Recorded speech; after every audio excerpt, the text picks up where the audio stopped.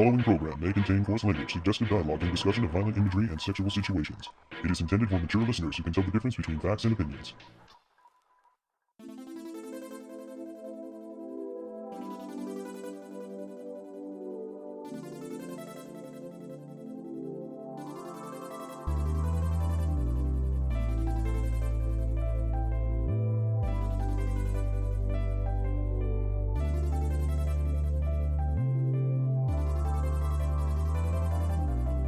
It's time for the ultimate cage match, and you all have a ringside seat on this episode of the Toonami Faithful podcast. I am your host, Sketch, and with me I have...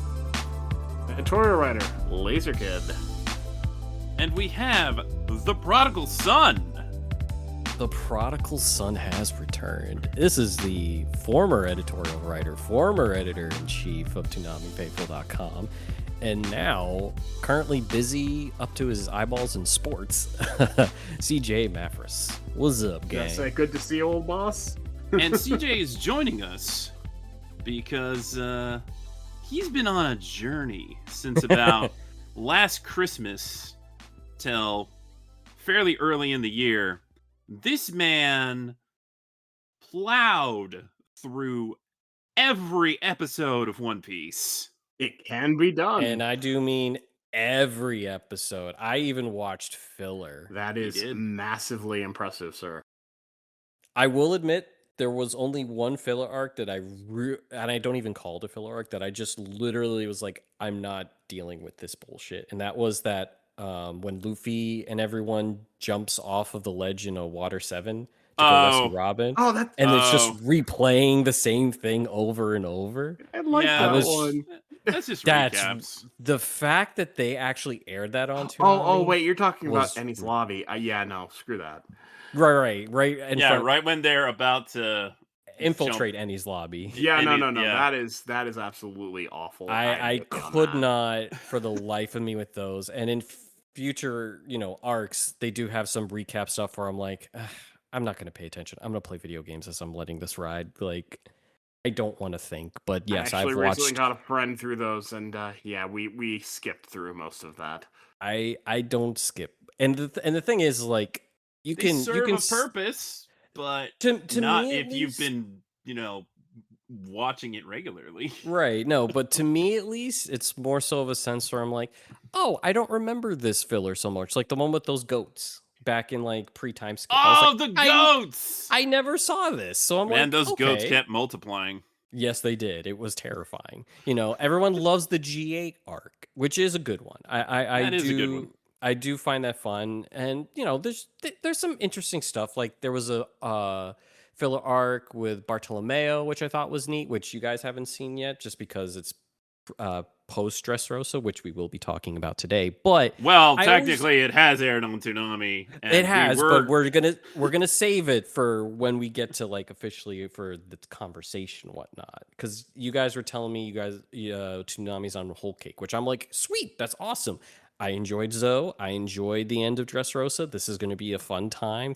And I know we're not talking about Zoe today, but I'm just saying, like, for me coming back for these types of arcs and stuff like that. So it's awesome. But yeah, I started Christmas Day. A lot of people on social media back when I was using it a lot are tweeting their One Piece adventures. I'm like, I have over 900 episodes of them at my fingertips physically, and so I was just like, why don't I just boot up the Xbox and just have them play as I'm like, getting up, exercising, getting ready for work.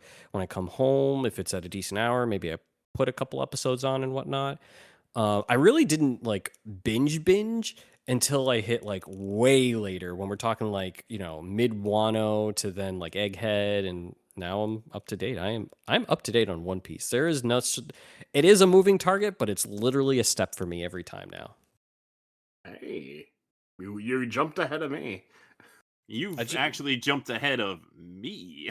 That's the real thing. Well, it's such a fun story. And while I do have my gripes on a lot of things, especially because and I know this is going to piss people off, I am a pre-time skip glazer. I like pre-time skip One Piece a lot better. Does that mean the newer arcs are bad? Absolutely not.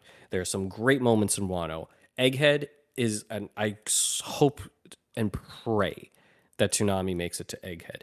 Egghead is by far the best arc of One Piece. 100%. There's nothing that compares, and I'm speaking as someone who is absolutely like glazed up when it comes to Water 7 and Enies Lobby.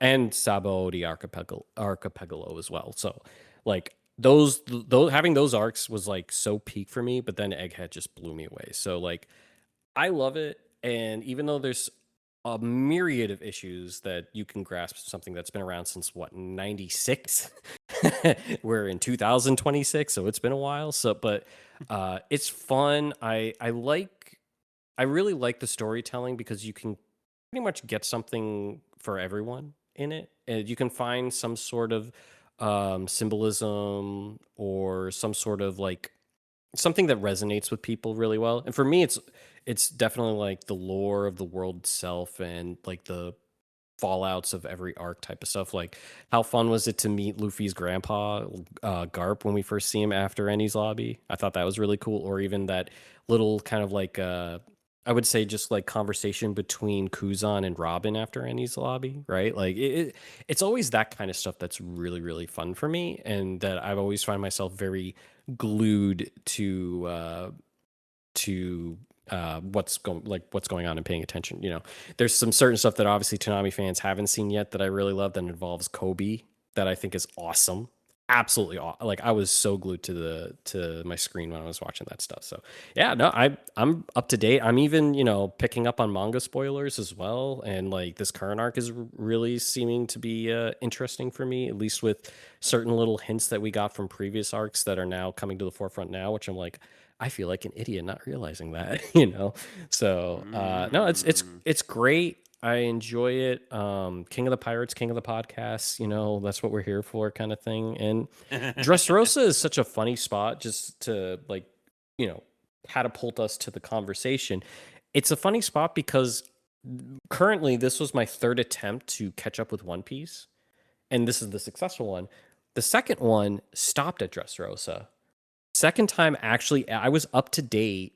I was about like maybe 20 episodes away from being up to date back when Dressrosa was first debuting Japan. I remember it vividly watching Lucy in the in the, you know, Coliseum kind of thing, and I just saw him teaming up with that bull to win his block. Which Mushy. yes, Yeah. so that was as far. So what made my, you know, recent uh watching, or you know, my binge fest or whatever you want to call it, my journey, what made it special, especially when it came to Dressrosa, was the fact that once I hit past Luffy seeing Sabo for the first time, I had no idea what happened.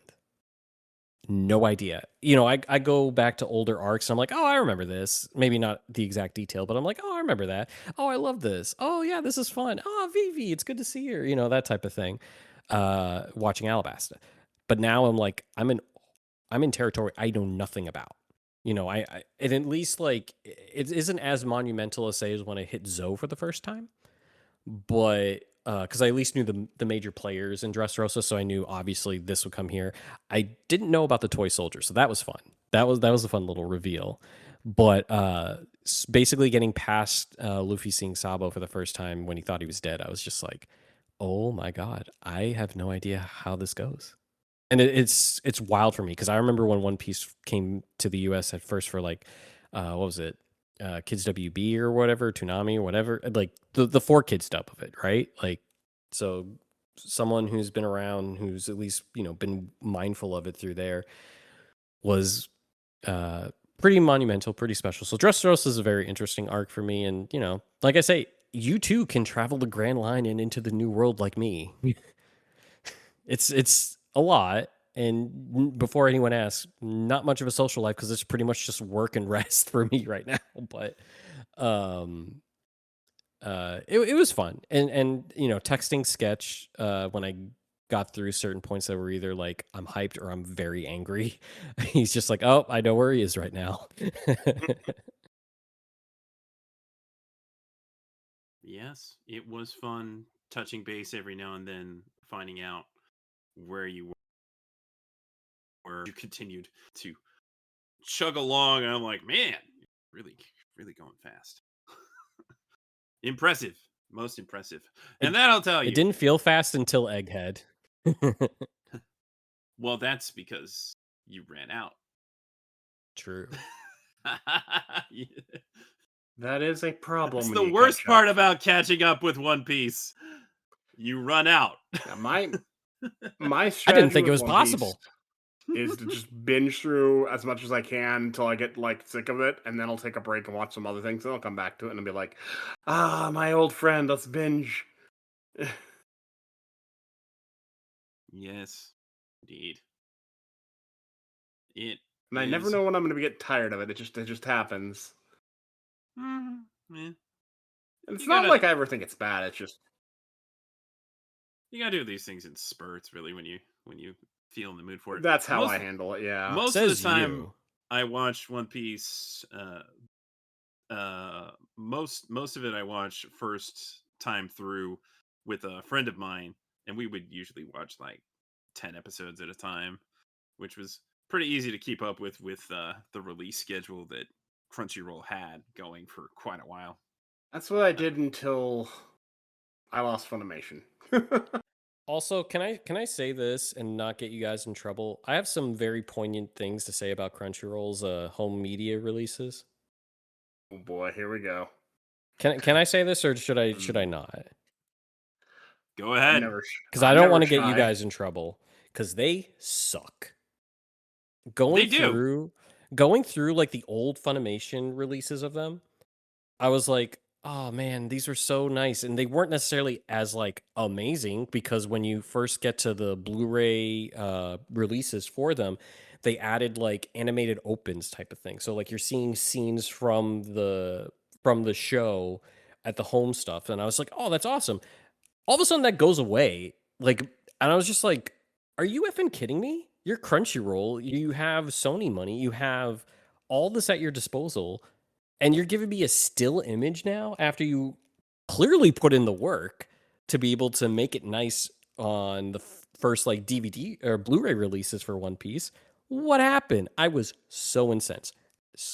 Like I have some I choice miss words all here, the bonus Crunchyroll. features. They used to have like commentaries and behind the scenes stuff. Now you get like nothing.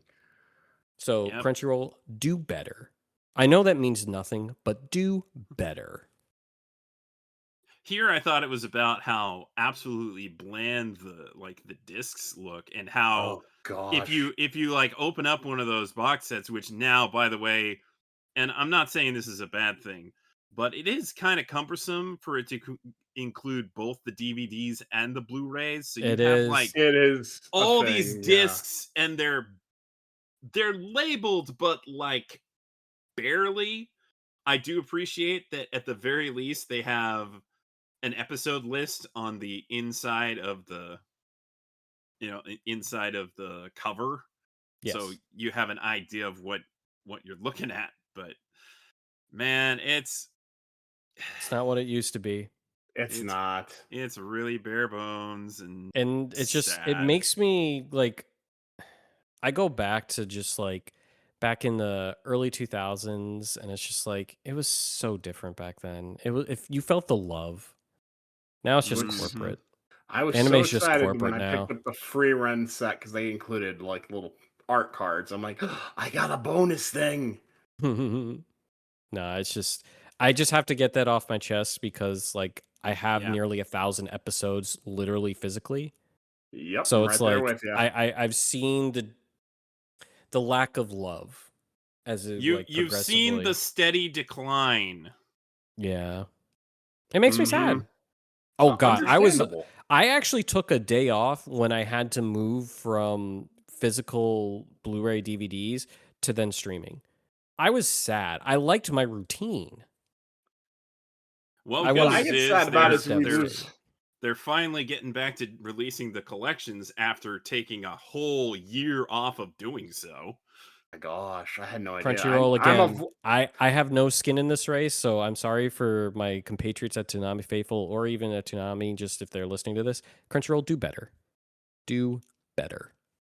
And that's coming from a consumer. You really haven't been listening to our podcast lately because we dump on Crunchyroll all the time. All Sketch the time. with what time? I should have you guys on if I happen to have some time to be able to just listen to your velvet tones. So I do need to start doing that a bit more, especially if Paul's on, so I can be like, "Come on, Paul." Can't even be here when I'm coming back, huh? Well, Paul's generally only on when we're talking about American cartoons at this point. I knew he hated anime. That was the running gag when I first showed up. In hates anime confirmed. fairness, he gave some shows a shot recently, but they weren't to his liking. So Listen, he gave him a shot. That's progress. Yeah, That's all I It can is. ask. it's all any of us can ask, really. Now, Paul, binge One Piece like I did. Oh man, the only way Paul is gonna dedicatedly watch One Piece is if his kid wants to watch it. I will influence this child. Quick, get the Roblox account and message them. It might be too late for the older one. The older one already is into Demon Slayer, so they're probably not gonna move to One Piece. True. Though they should. Listen. Make them it's listen like- to the Demon Slayer podcast, and then me and Veeler can be like, you should also check out One Piece. Yeah, but it's also one of the things where like you need to know how Demon Slayer came to be. Look at what inspired it. There you go. All right. Breaking news. Scavenger's Reign is coming to Toonami. Woo! I don't know what That's a that happy- is. So September 5th. is this good? It's content. That makes it very good in general, but also, yes. Scavenger's Reign is so good. So good. So these guys are going to geek out for an hour on this show. I guess that was our One Piece discussion. We got out of Dressrosa so easily, guys. Anyone could have been on this episode. Yeah. Well, I'm sorry. That was literally just sent to me while we were recording. Listen, I'm here for breaking. I work in news. We this is what we do. I just have no reference. I know it might be a little bit silly to be like, yay, something that already streamed somewhere else, but you don't understand. Oh my god. Scavenger's Reign is so good, and they left it for dead. So I'm very, very happy this is happening. It'll be my first time seeing it. I can't speak to it by itself. All I can speak to is the starving Toonami watcher, sort of, with nothing to watch but Superman. What's wrong with Superman? Nothing, but it's all I've got. Well, I had like One Piece for Superman, about 4 months, so It's a good thing I watch a lot of anime on Crunchyroll. I hope that's not just a one-night thing. Oh, no. Don't bring that into existence. Well, I mean, I guess I wouldn't be too upset if they played it all in one night and then I guess don't know, that maybe work. reran it later, but because it is, it does play well to show it all at once. But that's all. It's 10 episodes. Was it 8 episodes? I don't remember. That's good. Oh man, it's so good. This is the action animation that we need more of. Oh, yeah. It's also really solid sci-fi. Checking all my boxes. Mm-hmm. All right. So now let's actually talk about what we intended to talk about here. I thought that was it. I was told just a 30-minute episode. Just a 30-minute episode. You wish. Don't we all? Don't we all? Though, to be honest, I think this will take less time than I set aside for it. Because of how I intend to proceed. Cautiously. Look, from this point onward in Dressrosa, most of it's fighting. And what do That's you need true. to say about fights other than, wow, that was cool? Did a whoosh kadoosh. Sometimes there is a story to the fight. And we'll definitely talk about those. So this is what we're going to do. We're going to talk about all the major fights. We're going to talk about, of course, Luffy versus Doflamingo, which is the big fight, the ultimate cage match, as it were. And So, CJ, you and I are going to get our WWE announcer voices going talking about these fights. It's a slobber knocker. That's all I know. Nobody got a chair, though, so it's going to be a little difficult. Gyatz really needed to say slobber knocker at some point. Yes. He never did. Dude, talk about the he- hero that we didn't deserve. Because I know, Absolutely. right? he actually stayed Absolutely. impartial and like he kept his shtick, which is such an anime trope of the announcer just always announcing everything. And I find it funnier because of my profession that I've been doing for now 13 years. No, they turn that off. They do have their anchor or talent voice, but then when they're off camera, it goes to normal. So like they turn that off. You don't have like play-by-play announcers going to like their wives, and here comes the mashed potatoes and the steak, and look at how they serve the lemonade. You know, it's like they turn it off. So the trope of the announcer like always keeping like their shtick even when it's like no one's around is worn out. But like I so appreciate, especially because he's in hostile territory and he's like, nah, F it, Luffy's my guy, Lucy's my guy. You know. It's like, so you say it's going to take 10 more seconds? Oh, the coach is challenging on that one. Yeah, he better.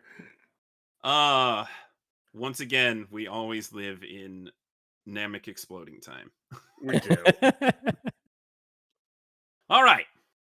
On the last piece of One Piece, in the glorious land of Dressrosa, full of love and passion and living toys, which turned out to be people. The toys were people. How horrifying. It Doflamingo has been manipulating things as a puppet master. Behind the scenes, he is a king in the underworld. Everybody relies on him for weapons, and Kaido is relying on him in particular for these smile fruits in this factory. So the goal was to take down the factory, save the Tontatta's princess and the other Tontattas, which are really oblivious to what they're doing. They're adorable though. Oh, Bless that their sounds hearts, right. they'll believe anything. I know. So it's naturally, great. Usopp is their hero. Dude, oh my god, yes. Yes. Effing God Usopp, my goat. Oh, and I've told Sketch this too. I was not a big Usopp guy. I have such an appreciation of Usopp on this third rewatch. It is fantastic. And him with the God Usopp part was just absolute cinema. Absolutely. He lies, but does he lie? Or do his truths just take longer to happen? Sketch, I don't know if you would know this. There is a famous parody Twitter account called NBA Sentinel. Usopp is NBA Sentinel. Never wrong, just early. I'm not familiar, but something about that sounds familiar. Well, let's just say this. They've done tweets in the past of things that then happen in the future that are like ridiculous, that you wouldn't think are true, and yet they actually become a headline and becomes true. They are prophets on the level of The Simpsons. Pretty much. And there's one that most recently happened that I will not get into on this podcast. So I will be more than happy to explain it later, but I couldn't believe it. It's just never wrong, just early. Yes. Game recognizes game. Yes. So they got to take down the factory. They got to save the Tontattas and the princess. They have to defeat all of Doflamingo's, like the heads of the family, which are really just a bunch of weirdos. Just a huge bunch of weirdos. What? You're telling me they're weird? Yes, I am. And yes, of course, you got to take down Doflamingo, which is no easy task. But you also have guys like Pika, who can meld into the ground and go anywhere in the island and rearrange the island and like has full reign of the island and has just the most ridiculous high squeaky voice. I just I need him to love say it. chew. I just need him to say chew, and then it would be hilarious. It would be perfect. Oh, you thought you thought it was Crunchyroll? It was Disney all along. Hey, Oh be my careful with God. that. That's my company now. Oh, that's right. He's a Disney. I'm employee now. technically a Disney cast member right now. A Disney cast member. That's what I listen. That's what it says. That's what it says, huh? I'm not even joking. They just call all employees cast members, I see. unless Well, designated for something else. I thought that did was know just about that, but Disneyland. I thought it was just for Disneyland. All right, we're getting. Yeah. There's so much to talk about here. Okay, so all these fights are going on. So we're gonna talk about these fights. Let's start with a fun one. Bartolomeo and Cabbage with Robin facing off against the explosive guy, Oh, Gladys. GLaDOS. Yes. In this, we're not only dealing with this imposing threat because like this guy can explode. He has poison in him, so if he explodes, it's very, very bad. But also they have to contend with the Mr. Hyde side of stupid Cabbage. What is it? Hakuo is what it's called. Hakuba. I think. Hakuba. There we go. Yep. Hakuba. So this is a shining moment for Barto for sure. He manages to help get Robin away. He's using his barrier powers really effectively, and I guess they say imitation is the highest form of flattery. When he does the clearly Luffy inspired attack. But like, man, that was it's surprising that worked out for him. He's a fun character. I really like it's funny where you get a male version of Boa Hancock. Oh my gosh. One could only ask who loves Luffy more. But I find Bartolomeo very endearing in this. And this fight too, I didn't you could tell he was strong, obviously with his bounty, then of course, becoming more aligned with Luffy and whatnot. His devil fruit is very strong. It's a very strong ability, and this kind of showed how strong it actually is. Because to me, I'm looking at it like, how do you get through? Yeah, I don't know. It's crazy. And not to be outdone too, while I didn't like her saying cabbage, just because like it seems a little beneath her, Robin looked pretty good in this battle too, because she was able to stop, Cabbage from actually being able to do anything. Because like Bartolomeo's like, crap, I failed. I'm letting one of Luffy's, crewmates get hurt, and she's like, bitch, I don't need help. That's just Robin things. I'm a strong, independent woman, and I don't need no man. Right, but like I said, just like her saying like Traffy and Cabbage, I'm like that just doesn't fit. And I know it's what was done in Japanese as well. It just doesn't fit with me for the character. I think But Robin I runs with like what it. Luffy says. I like it because it's like the sibling energy between Luffy and Robin. And like, did Robin ever interact with Cavendish while Luffy called him Cabbage? I don't recall. Sure. That's like No, I'm wavelength. sure Luffy like said, "Look for Cabbage." Probably. And she's like, who's that? This is Right, consistent. but she 'cause just kinda rolls Maybe with she it. thinks that's just his name. It could be, but she knows Traffy's name. Well, yes, of course, but he's Trafalgar Law. Yes, and I don't know. I'm sensing some like tension between the two.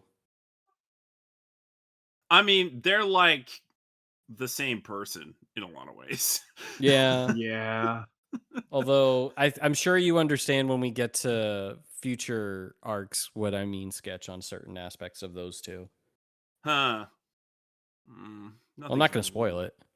Nothing's really coming to mind at the moment, but I think I'm picking up what you're throwing down. Hell yeah. Speaking of throwing down, Machweiss versus Haruden. This isn't that important of a fight. It's just cool. It's fun. It's just cool. It's an old-fashioned beat 'em up. Haruden is like beaten, broken. He's down for the count. He's put up a good fight. Nobody could say he didn't put up a good fight. But he realizes he still owes so much in his heart that he can't possibly stay down. And he gives it one last punch as Machweiss, who can control his weight, kind of like that one member of Baroque Works, only probably way more effectively. Valentine's Day. Yeah, Valentine's Day. I'm very sweet. That's the live action. He punches him as he's coming down with so much force. You hear the cracks in his arm, in his legs. It's it's painful. But he sends Machweiss flying right into the birdcage, and then you just hear zzz. Like a mosquito hitting a bug zapper. Yeah. Very same energy. So manly. That's a manly warrior thing to do. It's the closest thing we get to JoJo, right? No, there's some other things that are very JoJo coded in this. But let's not get to those quite yet. First, we're going to talk about Sai and Don Jinjiao and Baby 5 and Lao Ji. Oh my god. Do we have to? Don Jinjiao versus Lao Ji is really fun because it's two old guys well past their prime that are still ridiculously powerful. And thank God this episode isn't sponsored by the letter G. Oh my gosh. I know. Oh, gee. Getting some Sesame Street doing that stuff. I can't get into that one. Like it's important, yes, but I just was like I couldn't. And like I didn't like John Chinjiao to begin with, so like to me it's just kind of like, man. I always thought he was annoying. I liked his kids more. I don't know. I thought it was pretty entertaining that this guy who clearly has a beef with Garp and not necessarily with Luffy is like trying to take it out on Luffy.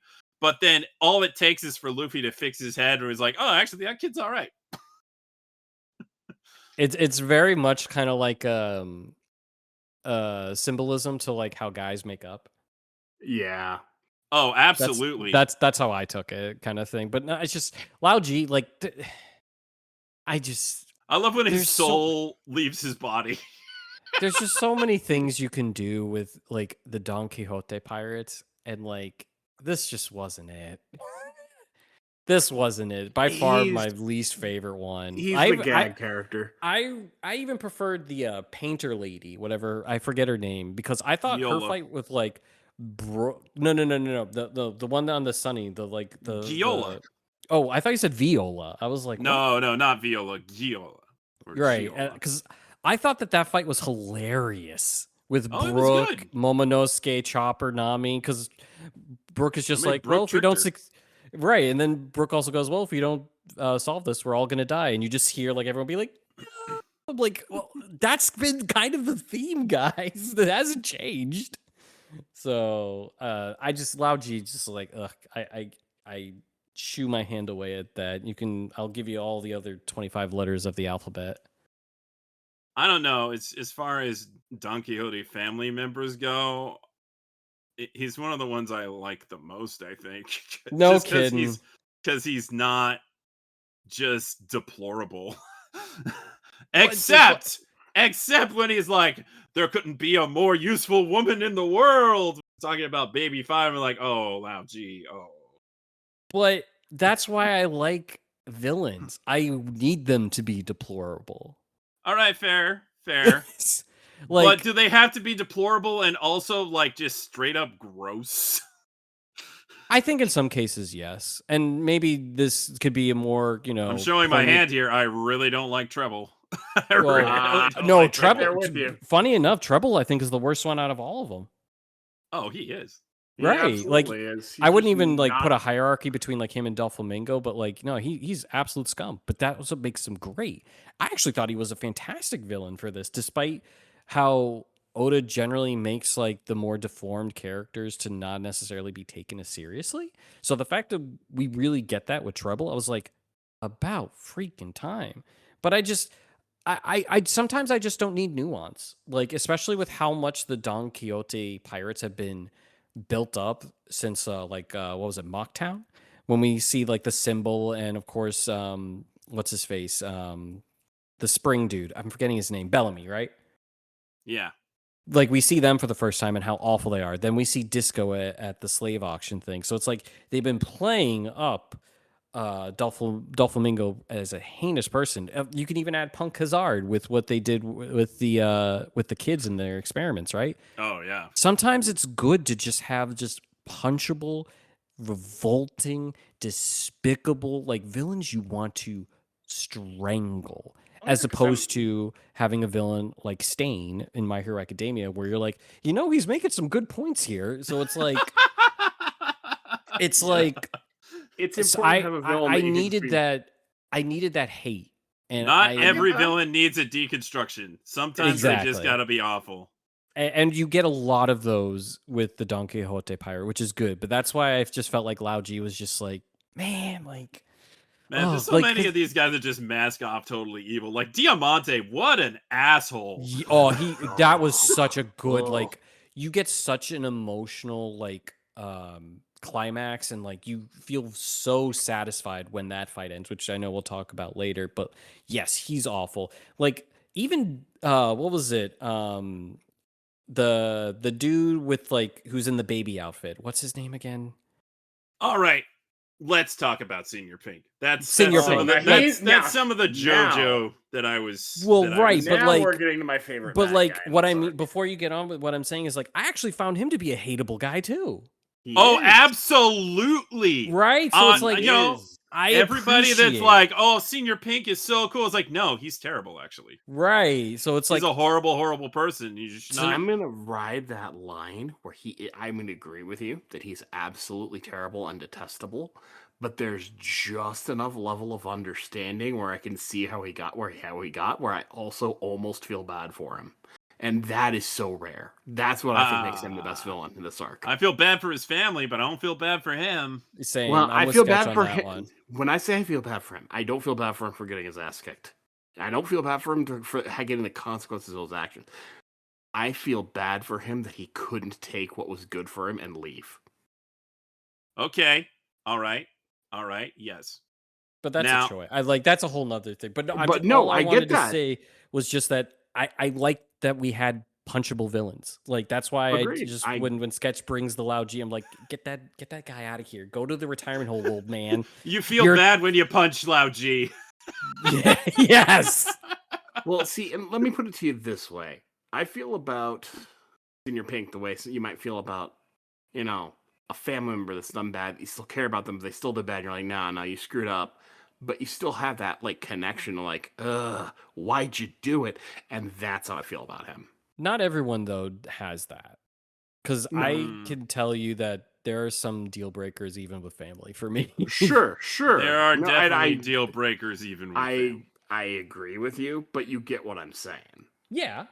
Yes, but the thing is, so many people glaze, Oh no, he Senior doesn't need to be- Pink? he should not be glazed. and I'm like, no. Like, I do like that he fights respectfully and honorably, but he's a shitbag. Yeah, he was. And what makes it worse too is that his look after the tragedy, I'm like, that's just weird and gross. Stop that. Like, okay, they're both dead now, so I think you could probably go back to wear more clothes. Like, it's his shame that he wears, but like, okay, dude. It's like he reached that step when it doesn't matter anymore. Like, oh, I'm ashamed that I caused all this, and it's like, well, yeah, you're ashamed because of you getting caught. You're ashamed the fact that it turned out the way that it did. You're ashamed because your actions caused your wife to be comatose the way that she was. Well, and not only that, he's still doing it. Exactly. He, So it's he like, it would be one thing for him to be dressed like that if he left and being like, "This is my penance. I'm yeah, left but no. because I screwed." No, No, he's he's a still there. scumbag. He's a scumbag. Like anyone who glazes Senor Pink is just like they're glazing of the kind of like the manly machismo thing, like taking off tops of like beautiful women and being like, whatever. Like, get the fuck out of here. That's so What dumb. I think is happening with people that are glazing him. Look at everyone else in the Don Quixote family, and by comparison, Oh yeah, by comparison, he is a bro. and so I think people are latching onto that because of everything else that's going on. And it just goes to show that people are weak-minded where they need to have this like they need to have empathy towards everybody. And it's just like, no, villains are just villains. Like, let them be bad. Like, hate them. It's okay. It's You're like allowed to Frankie hate. being like, maybe someday we'll get that drink and you can tell me about that girl. It's like, you don't want that story, Frank. Yeah, I was about to. Yeah, Frankie would be. You don't want to share that drink. After that drink, and he hears the story. It's a strong right. Yeah, Right strong to the right. kisser. Right to the kisser. No, but that fight was so long, so like I just wanted him down so bad. So like kudos for Frankie because like the good thing about it at least was the fact that we get a Frankie fight because I don't know if you know this, unless you're Sanji, Luffy, or Zoro, you really don't get fights. Yeah, So that's yeah. the problem with post time skip. exactly I because agree. like what was so amazing about Ennie's lobby, every CP9 and every Straw Hat, like as Yep. much as the zipper mouth, it's like Fukuroto or whatever his name was, the fight with Frankie was awesome. That was such a good fight. And you got to see like all of Frankie's movie. You had the strong right, the Frankie boxing, Kuda boost, you know, like all the cool stuff. It was great. Frankie's sideburns, I think, were in that episode or in that fight too. Like it's cool. And like I think what a lot of people get frustrated, especially with post time skip, is that, like I mentioned, that not all the Straw Hats get to showcase their abilities. So we go through, you know, all this time that they try to get stronger for Luffy and whatnot, and you barely see the efforts of it. Because I don't really know what Frankie could do. He just has a pacifista laser at the time, right? Like that was the only kind of new thing besides him getting bigger, bulkier, and less imaginative. Because I'm sorry, pre-time skip Frankie, best character design. Elvis and Ace Ventura in one. Are you effing kidding me? Oh yeah. Are you kidding me? So some like of those hairstyles in the post time script are just like, bro, what? What are you doing? So it's just like, what are you doing, man? So I was happy. I was happy the fact that, you know, Frankie gets a chance to showcase his stuff, especially because like he's such the linchpin of this whole operation. He's at the factory. He's got to shut it down. If he loses here, it's over with. And it's just like everyone's against him, and then all of a sudden the Tontadas come out and they try to like, you know, Frankie bro and whatnot, which is great because like he feeds off of the bro type of attitude. Like there's a thing in Wano where he gets the bro from a Straw Hat that I didn't expect, and I was like, that's awesome. I need more of that where Frankie looks badass and like other members of the Straw Hats are just like, bro, my bro, you know, like Kiwi and what was it, Yuzu or whatever, the sisters, the squarehead one. So it's just like, oh man, I need to get like that with a lot of the other characters, and like it sucks for Frankie because like he just does not get it, which is so frustrating. So that's why like, so it was good that he gets an individual fight to show his prowess. And it was good that I got to see him beat the ever-living shit out of Senor Pink. That's awesome. Like, F that guy. You have no idea how I feel about that. But it was fun. And like I said, it was quite literally the linchpin of making things work. Because you can have everything else go, but if you don't take out the factory, Smile's still getting made. Kaido's going to still be a ever-looming threat. Like, it was on him. So it was nice to see, you know, someone Well, else instead of it's like Zoro, 3 sword style, break everything, boom, we're done. and Yeah. looking back on it, I don't want to do any spoilers, but this really was important. Oh, Yes. this was Yeah. tremendously important. Very. And that's this thing that I do appreciate with One Piece because like very little things that you don't think like, and even stuff that like this isn't little, but like the immediacy of it is really important. And then you see the lasting impact of why. And like Mhm. I really like that. And the fact that it came because of Frankie, who, unlike Usopp, who is a goat of mine, he doesn't need to be like brag about it. He just fixes his shades to be like, hell yeah, brother, and just gets on his way. He is the master of would-be WWE character in One Piece. Oh, 100%. He even looks like one now. He does. But Let's like get him in there. again, I will never not glaze pre-time skip. His design was so much better. I His dancing completely moves are so agree. much better. The hip movements, Pretty much the all their arms in the designs were air. better, except maybe Usopp. Completely agreed on. I don't that. disagree. I don't disagree at all. Jinbei's, the oh my only god, problem- such a downgrade, man. What are we gonna do? No, Jinbei's the Jim- same. Yeah, Yeah, I was gonna Jinbei's say the same. Jinbei is the one that's Jinbei's kinda the same. thankfully the same. Jinbei's just stuck in his old ways. You can't change it. Yeah. And that's why he's the Dude, goat. seeing him with his blonde frosted tips, I was like, dude, I kind of wish he was back to that. That was a look. That was definitely a look. Listen, he liked NSYNC back when we all did, all right? There's nothing to shame about it. Jinbei, I got gosh. you. Nice, I got nice. you. You say bye to the haters. It's all good. Go back So- to it. I thought you were saying he said bye to the proposed design change. Mhm. Not that there was one. I'm being a goofball. Yeah. Yeah, that's my Okay. senior Pink Frankie thoughts. Totally understandable. I'm just tired of seeing people glaze him. And not to drop any significant spoiler here, but Senior Pink matters so much to Frankie that when he finds out something may have happened to him, he like gets upset. I'm like, what? Why do you This care is- about that bum? I know. It's the battle.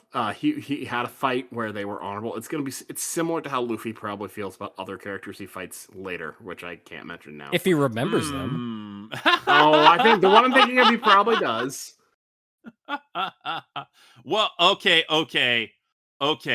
So it's like Luffy and Bellamy. Yes, that works. That's a better example than what I was thinking. And well, that would be a Oh. perfectly good segue. Let's talk about Oh, you're not going to talk about the Luffy Bellamy fight? I had so many. Not yet. thoughts We will. not yet, because we're in the factory right now, and with that. the Tontadas now that Frankie has taken care of Senior Pink in a very manly way, the Tontadas have to go rescue the princess, and the scene where Giola is like trying to shake the princess and realizes that the tears heal people is oh, that's some classic One Piece right there. And then Leo rushes in and he stitches them all together, and it's so cool. Now they're stuck together. I'm honestly a bit surprised to see Giola back. I guess she wasn't completely taken out of commission by that previous situation. Well, some time has passed at least. Yeah. I mean, for God's sakes, I didn't expect Sugar to wake up from her panic attack.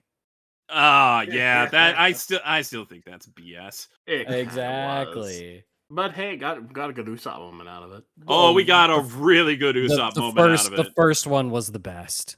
Oh my It's god, true. seeing how that thing like created the face, I was like, that was awesome. Absolutely. That darn Sugar is terrifying. Absolutely terrifying. I want to punch her just as much as Senor Pink. She No, made no, everyone no, yeah. slaves. Punch is not good enough for that one. That one is No. way too dangerous. Well, it's not even I'm just- sorry. She Oh, that's erases one you- people's existence. That's one, and she's gleeful about it. That's And, one like, you give the axe to. Think I'm about this sorry. too, considering like who she Like- was able to do that to. She did it to Robin of all people. Like how Yeah. depressing is that? The fact that Robin already wished that she was dead, and then everyone that loved her and said no, we don't want you dead, forgot about her, and she sees that. Like, that's awful. Hmm. Man, it that's got to be so traumatic. Right? How dare you do that to Robin? And the She's fact that like been through- Like Cryos's arc. yeah, Oh god. Yeah, I'm not a kill happy Curios, guy when man. it comes to bad guys, Uh, especially in One Piece. uh, But yeah, no. so heartbreaking. What she did, Yeah. Curios, is just so heartbreaking. But it's so awesome the moment he turns back into a man, he's going for Oh. Doflamingo's head. That is He's a He real is- boy now.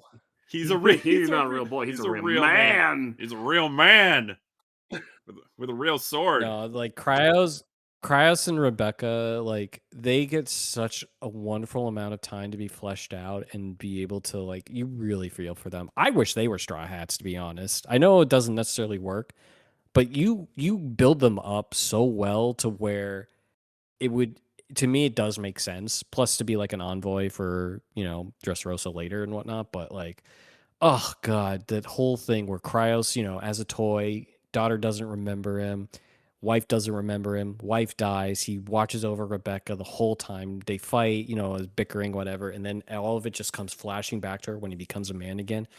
Oh my god. And Rebecca's like, I can't look him in the face again. All Oh it my god, it takes was is so that- beautiful. All it takes is that song, and I will start crying. It was so good. Mm. And you know what's funny, Toonami, listeners? That's not even the saddest backstory we get with between a father and a daughter. Can't argue that. Nope. Nope, but to be It was clear, we're not so- talking about something in this arc. No. No, but like the Rebecca stuff, Rebecca with her father Cryos, it was absolutely fantastic. Yes. Oh yeah. Absolutely fantastic. So when Rebecca is trying to face down Diamante and Curios shows up and he declares, your hands will not be stained by blood. Like, oh my god. Oh Mhm. man. And My what about Robin gosh. protecting him? Oh my god. Robin Yes, protecting too. Robin her- protecting him. And then Ugh. Diamante's got these crazy powers, right? Like he's got these ribbon powers, and he can make confetti into like ninja stars, and he showers them down on Curios, and he deflects them all with his sword, and he's like, can he walk out in the rain and not get wet? That's such a good line. That's such a good That's line. a good line, yeah. But no, that fight, I love his devil fruit ability too. I think it's so unique and really cool how they used it to be, very, very dangerous.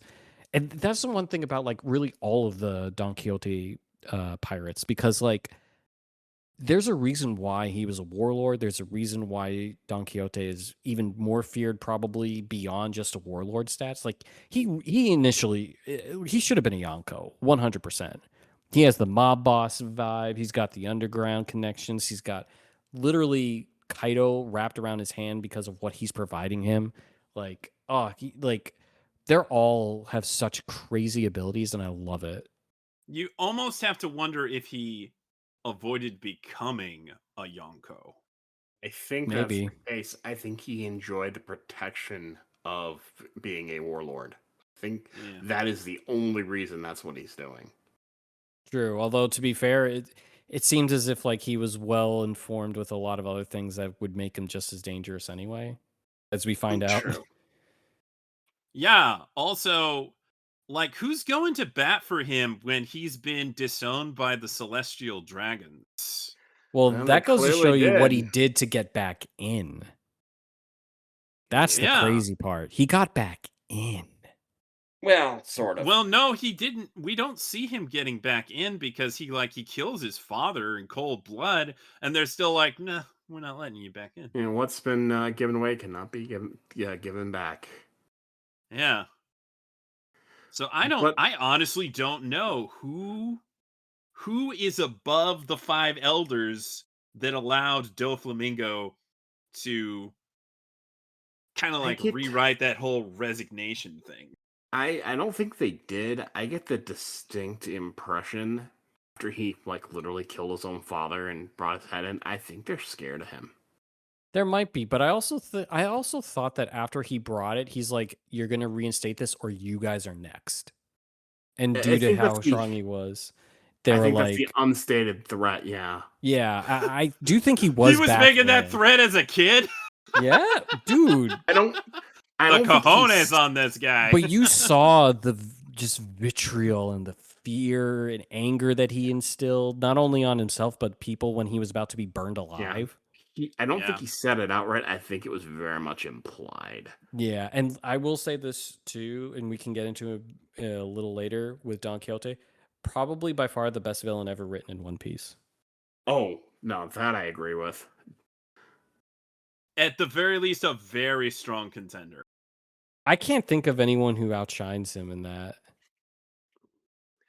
I love how we get his backstory and we still hate him. Yes, that's what makes it so good. I agree. He is truly, truly a monster. What Oh, yes. I someone did a video about this, and I really do like the kind of analogy that they gave later. I wish I had it to be able to send it. It's basically what would happen if Luffy was bad. I'm like, that's really not a bad way of looking at it. That's really not a bad way of Makes looking sense at it. because for all the bad that he has, I have to give it to him. He is loyal to his people. Well, Once you're he is, one but of what- his people. But what they meant by that was the fact that Luffy and both Doflamingo are charismatic. They both really are being pulled by destiny. There was just opposite sides of the spectrum. And it's one of those types of things where things seem to always go their way until they eventually came to a head. And I'm doing like much more layman's terms than what this like video essay went down, but like Oda crafted such a well thought out, well designed, well just written villain because you can see you change a few things with Luffy and how he reacts to the pain and suffering that he dealt with. He's just another Doflamingo. 100%. That's a good point. And that is something that Oda does very well. Is he mirrors characters very well. Yes. Oh God, no. It was, and that's why, you know, when Sketch was like, "Hey, would you talk about Dressrosa?" Despite it not being like my favorite arc, it's like, dude, it gives you so much meat on the bone. It's not even funny. Like we would need like 5 hours. Like call the One Piece podcast. Like it would take us like 8 hours because but They're like, not returning my calls. I said, we want to talk about Dressrosa. What? Wait. Come back. I'm kidding. We're going to talk about something else. How about Zoe? You want to be on Zoe?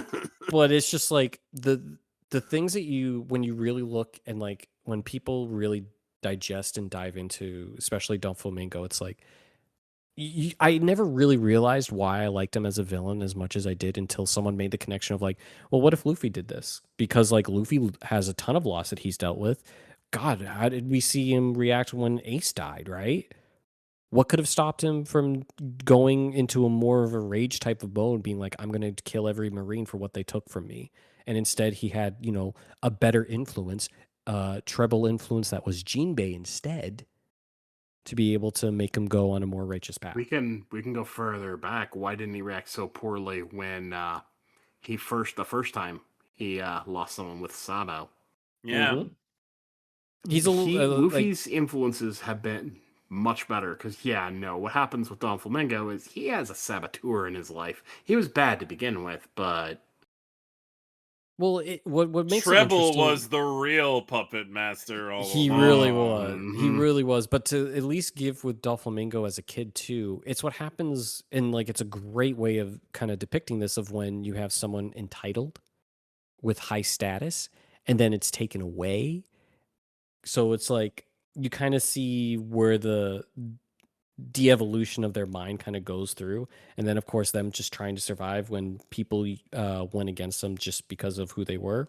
And I'm not saying that was, it's one of the things where it's difficult because celestial dragons are so awful, and yet here's someone who is trying to make amends, live a normal life, and it's just like, you know, you have that pent up rage where it's like, listen, it's the company you keep, right? And yet, you know, these kids that have to, you know, stomach it, you know, you have Corazon and what's his face, Doflamingo himself, and it's like, yeah, kind of, you understand why they went down dark path, and you understand why Treble was able to get such a influence on Doflamingo, because like again, he was the initial mob boss. And all Well, of a sudden, and it's like, I see the potential in this kid due to the anger. He had the Conqueror's hockey at such a young age manifest. It's like, oh, this is our meal ticket type of thing. And it turned out to be one of the best things that they ever invested in, considering how much they were ruling, the New World, the seas, the Grand Line, everything. And like I said, it's just a few different decisions. And we're talking about an awful human being in Doflamingo meeting another awful human being in Luffy. well, and let's turn that around. What if he had better influences? Could we have had a better Doflamingo? Maybe. I would say maybe more of an anti-hero, think like Wolverine style. Yeah, no. But I I don't don't think you think get Luffy out of him. But, exactly. No, you wouldn't get that, but you still get that charismatic, more anti-hero type of thing. Maybe he's like, "Oh yeah, I understand why, but I still don't find it Well- just of attacking, kids who really had nothing to No, do with but it, it- despite let's- with the family." What But if no. Yeah. someone saved him when that happened and was doing the right thing to protect him? That could have changed his life. Yeah. 100%. I need to find that video essay because No, I it don't was think that's- really well I done. think he's interesting because this goes into a nature and nurture argument, and his nature was bad to begin with. I'm going to be completely honest here. It's not like we took an innocent little seedling and then just destroyed it. We had this bad nature followed by bad nurture. Well, of course that's what you get. But it is an interesting little thought experiment you can run if you're so inclined.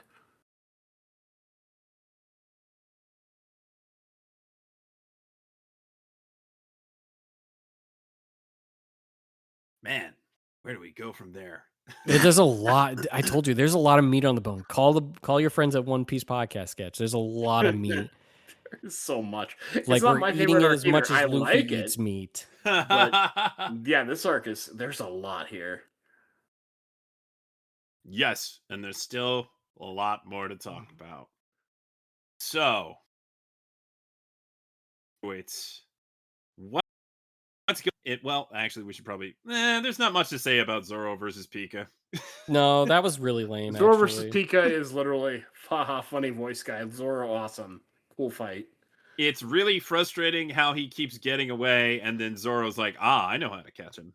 So he cuts him into small enough pieces, and he knows that the real body is somewhere in there. But it's really cool how he enlists Orlumbus into True.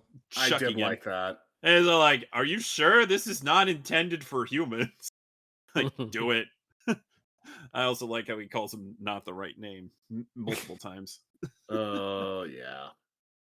This is like Orlandus's shining moment in this arc, so I'll give it to him. It He's was a a cool- good moment. He's a cool guy. Yeah, Zoro slashes through Pika. It's very epic. It is implied that Hawkeye taught him how to turn his sword into a black blade. That's cool. Upgrade for Zoro. Of the many upgrades with Zoro. Of the many upgrades with Zoro. But, the fight with Pika goes here, there, and everywhere, so a lot of other characters get involved throughout it, so... But, yeah. And, before we wander too far off all these other fights, one thing I want to say about, Sai and Don Jinjiao and all them's, like, the whole... Sai says one thing and Baby 5 interprets it as something romantic. I mean, the shtick does get old, but it's pretty darn funny. It's good. It is runs exactly as long as it needs to. Not too Yeah. short, not too. I like how at first he's like, I don't care who I marry, and then he thinks about it for a moment. He's like, you know what? Actually, yeah, I am gonna marry a beautiful woman. You Well, know what? especially considering she was going to die. Yeah, Yeah. yeah. Gosh, she has such a sad life. Right. But we can save the Baby 5 talk for later, Sketch. I mean, there's not much more to say. Well, no, but it's just it's not just her. It encompasses like a few characters kind of thing that you notice a trend with that bothered me. So it's like I'll save that for once we get closer to that. Gotcha. Because she's the main offender, but like you see it obviously with other characters as well. Yes. Right. So, on to the main events, and that being the 2-on-2/3 fight with Doflamingo, Treble, Law, Luffy, and Bellamy, who at times is being forced to fight by Dofi's strings, and at other times he's just being stubborn. Yeah. I Not get the gonna lie, distinct not a great impression- character moment. I get the distinct impression he doesn't know what he wants anymore. Yeah. His And to whole be honest- word view has been like flipped on its head multiple times. And honestly, I Yeah. feel like Oda didn't even know what to do with him. Yeah, entirely possible. Because it feels like it just goes on and on and on until it ends. And it does end poetically with Luffy giving him one good punch, knocking him out like he did way back. And I do kind of like his thought process that Luffy is the only other person he's ever respected besides Doflamingo. He wants, if he has his life to end, he wants it by either one of the guys who he respects. But, bro, Well, that's a stupid way to die. Yeah. It is. But I actually really like his character arc throughout this because this is a guy who's been really bad before. Oh, yeah, he And- was insufferable before. Shifting him from that to a sympathetic character, they make him pay for it. And that makes it fun and enjoyable because he's not just, see, I'm good now. Don't you love me for all the horrible things I used to do? No, you love him because of all the he's doing to himself and is happening to him because of the things he's done to get him there. And I really do appreciate that, actually. Oh, if it isn't just the consequences of my own actions. Pretty much. But you can't have a face turn without it. Yeah. The Doflamingo clone was pretty tiresome, though. God, that was annoying. That just, like, he is at times way too OP. Like, how does he control this whole other self and have like conscious thought enough to like trash talk and strategize, and like how does he do all that? Years of practice. I guess so. He's just on a whole nother level. This is why I said he should have been a Yonko. I think he's at that level. I think you're right that he's Yeah. made decisions here. Yeah. So Law pulls off some pretty amazing things in this Yeah. fight. His fight was really, or him involved in the fight was really good. I like, and you see that kind of continue on through the fights that he gets involved with. But like, this was a nice little kind of start to show like, hey, he's part of the worst generation too for a reason. Oh yeah. Those healing powers can do some damage. Which they all knew that his devil fruit specifically had. Like his devil fruit is like really, really coveted. So like that's obvious, but it's what happens when you give someone like hockey, devil fruit, and has the intellect of Robin. Yep. Some would just wish, why can't you just give that to Robin? But besides the point. Yeah, I am pretty frustrated that Robin is just kind of in supporting roles throughout this entire thing. She doesn't get a fight to her own. It's very He helps with certain fights, common. but yeah. But that's the whole argument about like Luffy, Zoro, and even a bit Sanji. Hooray! Who's not Just- here right now, thankfully. Which is like cool. Why don't we give other people? And we did. We got Frankie. We got God Usopp, even though it wasn't really a fight. Like that's the one thing. Like I do miss those types of things with Usopp, like his fight with Perona, like his fight with Baroque Works. Like he does actually fight and come up with ways to win. Oh God, who could forget Sogeking when he had to fight CP9? Like he was a sword. Like it was great. But like, and he's demanding for his lawyer at the time too. But like, here you Oh, didn't quite. man. You got the gag. You just didn't get the right enough amount of buildup. And then you Mhm. got the punchline, but it felt too slapstick as opposed to like us working to get there. Because again, like the Perona fight's a great example. She uses her hollows and it doesn't work. I just have a negative personality. And she's like, you'll be okay, man. It's okay. And it's just like he freaks her out when he tricks her that he's carrying a 8-ton hammer. And she's like, dear God, dear God, dear God, dear God. And, like shocks her to knock her out with the roaches and everything too. You don't really you got like the roach surprise, but without the right type of thing. And some people might disagree just because like, hey, maybe Usopp kind of showed that he might have observation hockey because how he aimed his slingshot to be able to scare Sugar. I don't know. I wouldn't mind like a little more build up and a little more like one-on-one gamesmanship that you can have with it, as opposed to when he first runs up to like Sugar and Treble, and it's just like, do I go? Do I stay or do I go? Just over and over and over and over. So it's just like I said, it's one of the big things that you can be frustrated if you are someone who, like me, likes other Like, man, characters. Usopp almost blew it in this arc. Like, there was that moment where you're like, no, Usopp, your development, no. Yeah, yeah. So it's just He it's pulled tough. through by the skin of his nose. Yeah, as he's being held up by, what was it, Hakujin? Haruden. Haruden, thank you. He's being held up by him, and he's like, "You He's idiots, so put me broke. down." Yeah, he's so broken and can barely Please leave talk, me and people think he's alone. saying something like profound.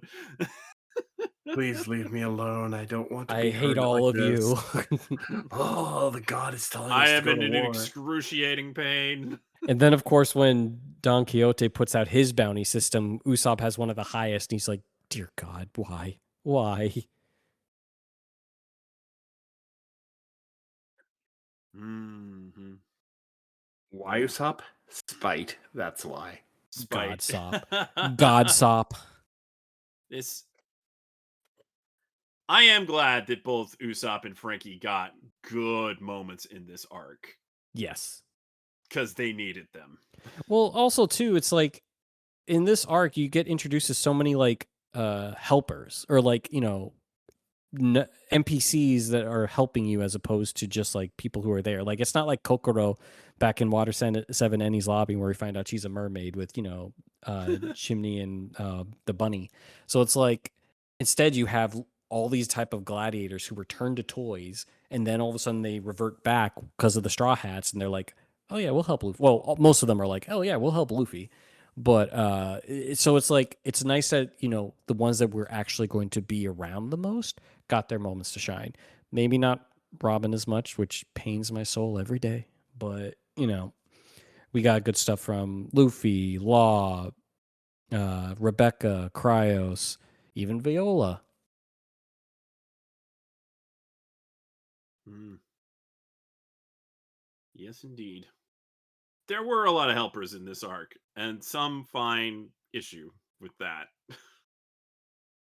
But for what they are, I think they did a really like Oda did a really good job of using a tournament arc to set into motion a lot of world building and also just bolstering the Straw Hats ranks Yeah, which was tremendously. needed. It was needed.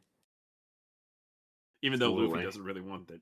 He doesn't That want was it, fun but though. I like that. I actually really like that. Luffy's like, I don't need a grand fleet. You're not part of the crew. And like, oh, we all drank sake. You can't stop us now. And he's like, God fucking damn it. We already drank it. And But Zoro's like, no. I drank too. But it was good. And what I like about it is the fact where it didn't make the tournament arc useless. Because generally, when you see a tournament arc within anime, it's like we just need some time. We have no effing idea what we're doing, and it was a good hook, right? They found Ace's devil fruit, like that's awesome. But like, and Sketch knows my issue about Sabo and like that whole plot line when it comes to stuff where it's just like, if you wanted to have someone like Ace, what was wrong with Ace?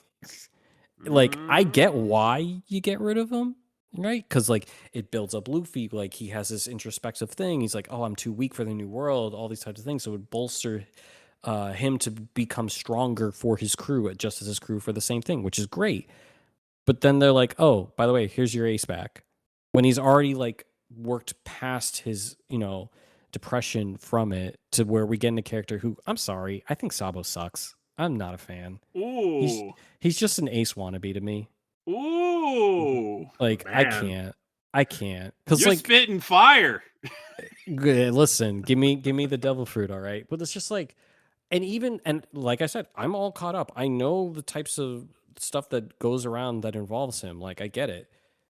I would have been just fine if we had, I don't know, Luffy's father doing it instead. Because it just feels like we're throwing like whatever we can to be like, hey, do this, do that, do this, do that. And it's like, if you wanted these types of things, there was nothing wrong with keeping what you already had. Because again, if you weren't going to have this type of like big brother character like Sabo, like Ace, cool. But the fact that you brought it back, it's almost as if you're like saying, shit, maybe I shouldn't have done that. Well, let's fix this. So that's my whole thing. So like the whole subplot of like the Revolutionary Army here, I felt was absolutely pointless. Absolutely pointless. Their biggest thing was stopping the weapons deal. Okay, boom. You could have easily had like Frankie do that when he stopped the factory. Like you could easily have. That's what he did.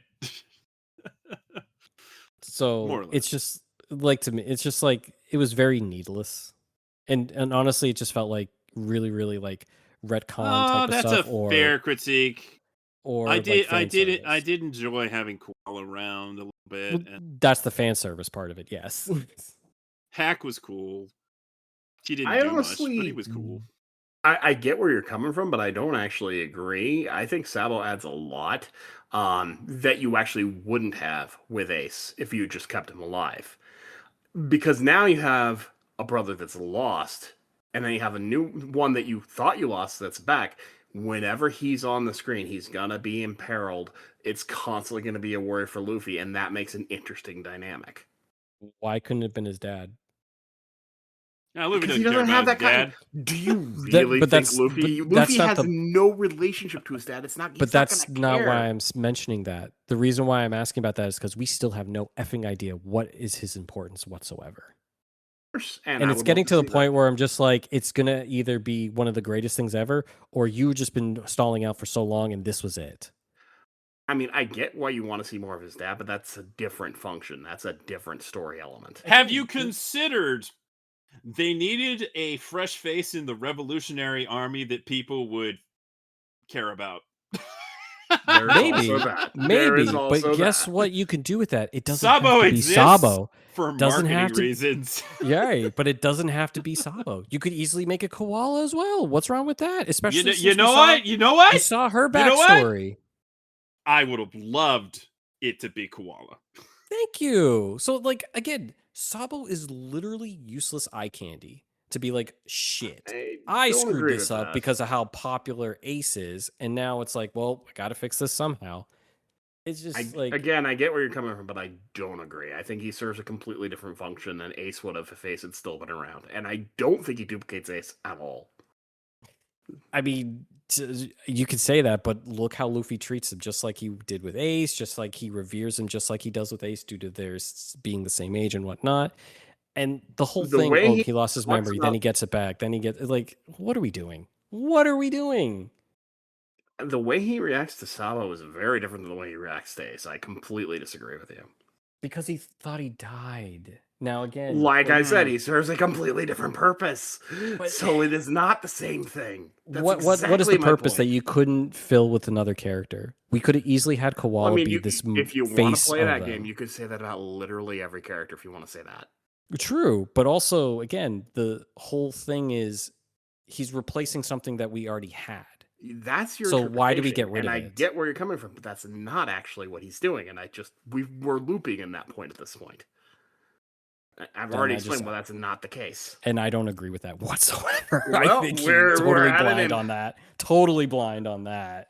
I feel like you're putting that in, and I don't necessarily think you're completely off base, but I think that your conclusion is, if that makes sense. Mm.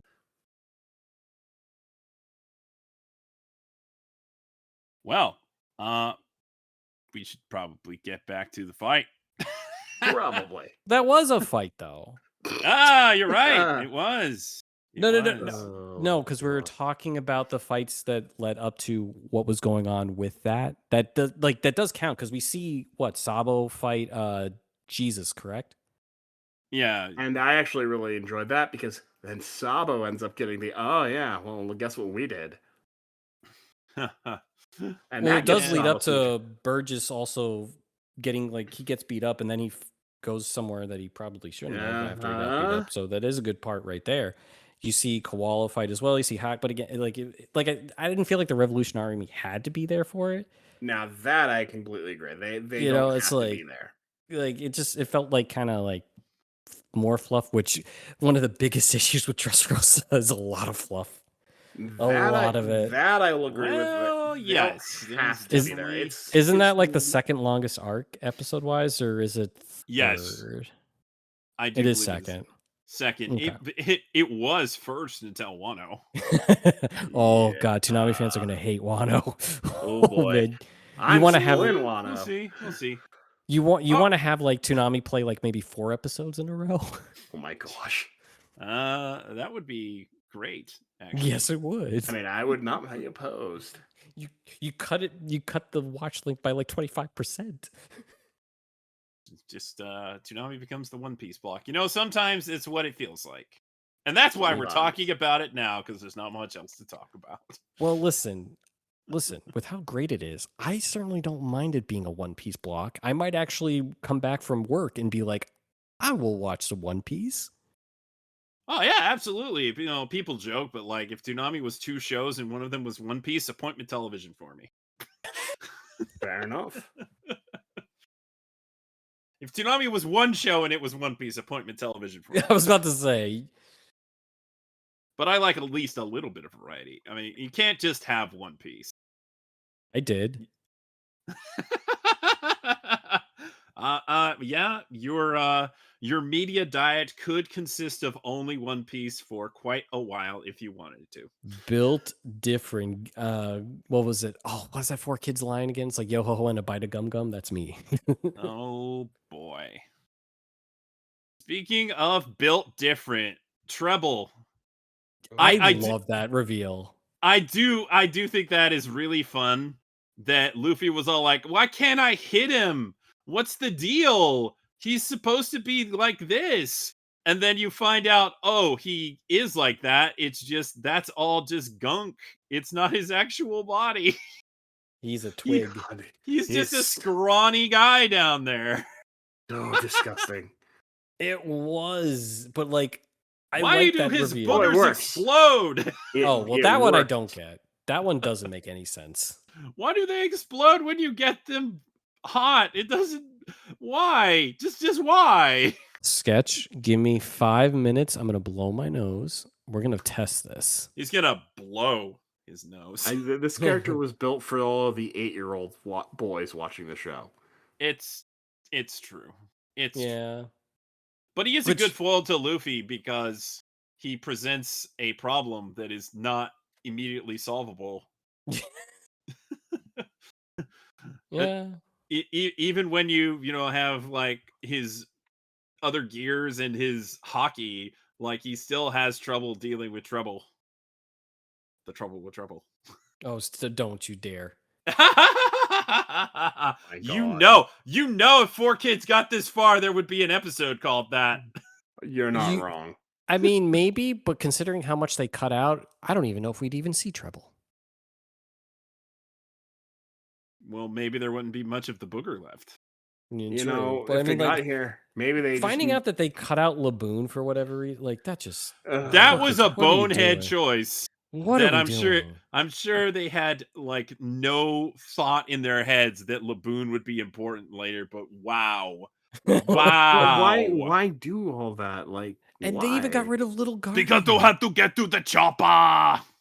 Oh my god. Little Garden, man. And then hilariously, they only managed to release, I think, 1 chopper action figure, and it wasn't even like the cute one. It was like Horn Point.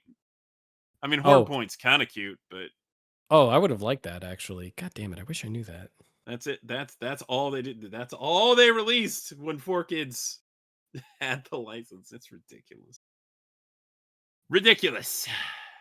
Anyway, yeah, Treble and Doflamingo make quite a formidable pair against Luffy and Law. But you know, ultimately they deal with Treble once they figure out the trick. They deal with him pretty pretty handily, and then it's Luffy fighting Doflamingo because Doflamingo has incapacitated Law, or has he? Dun dun dun.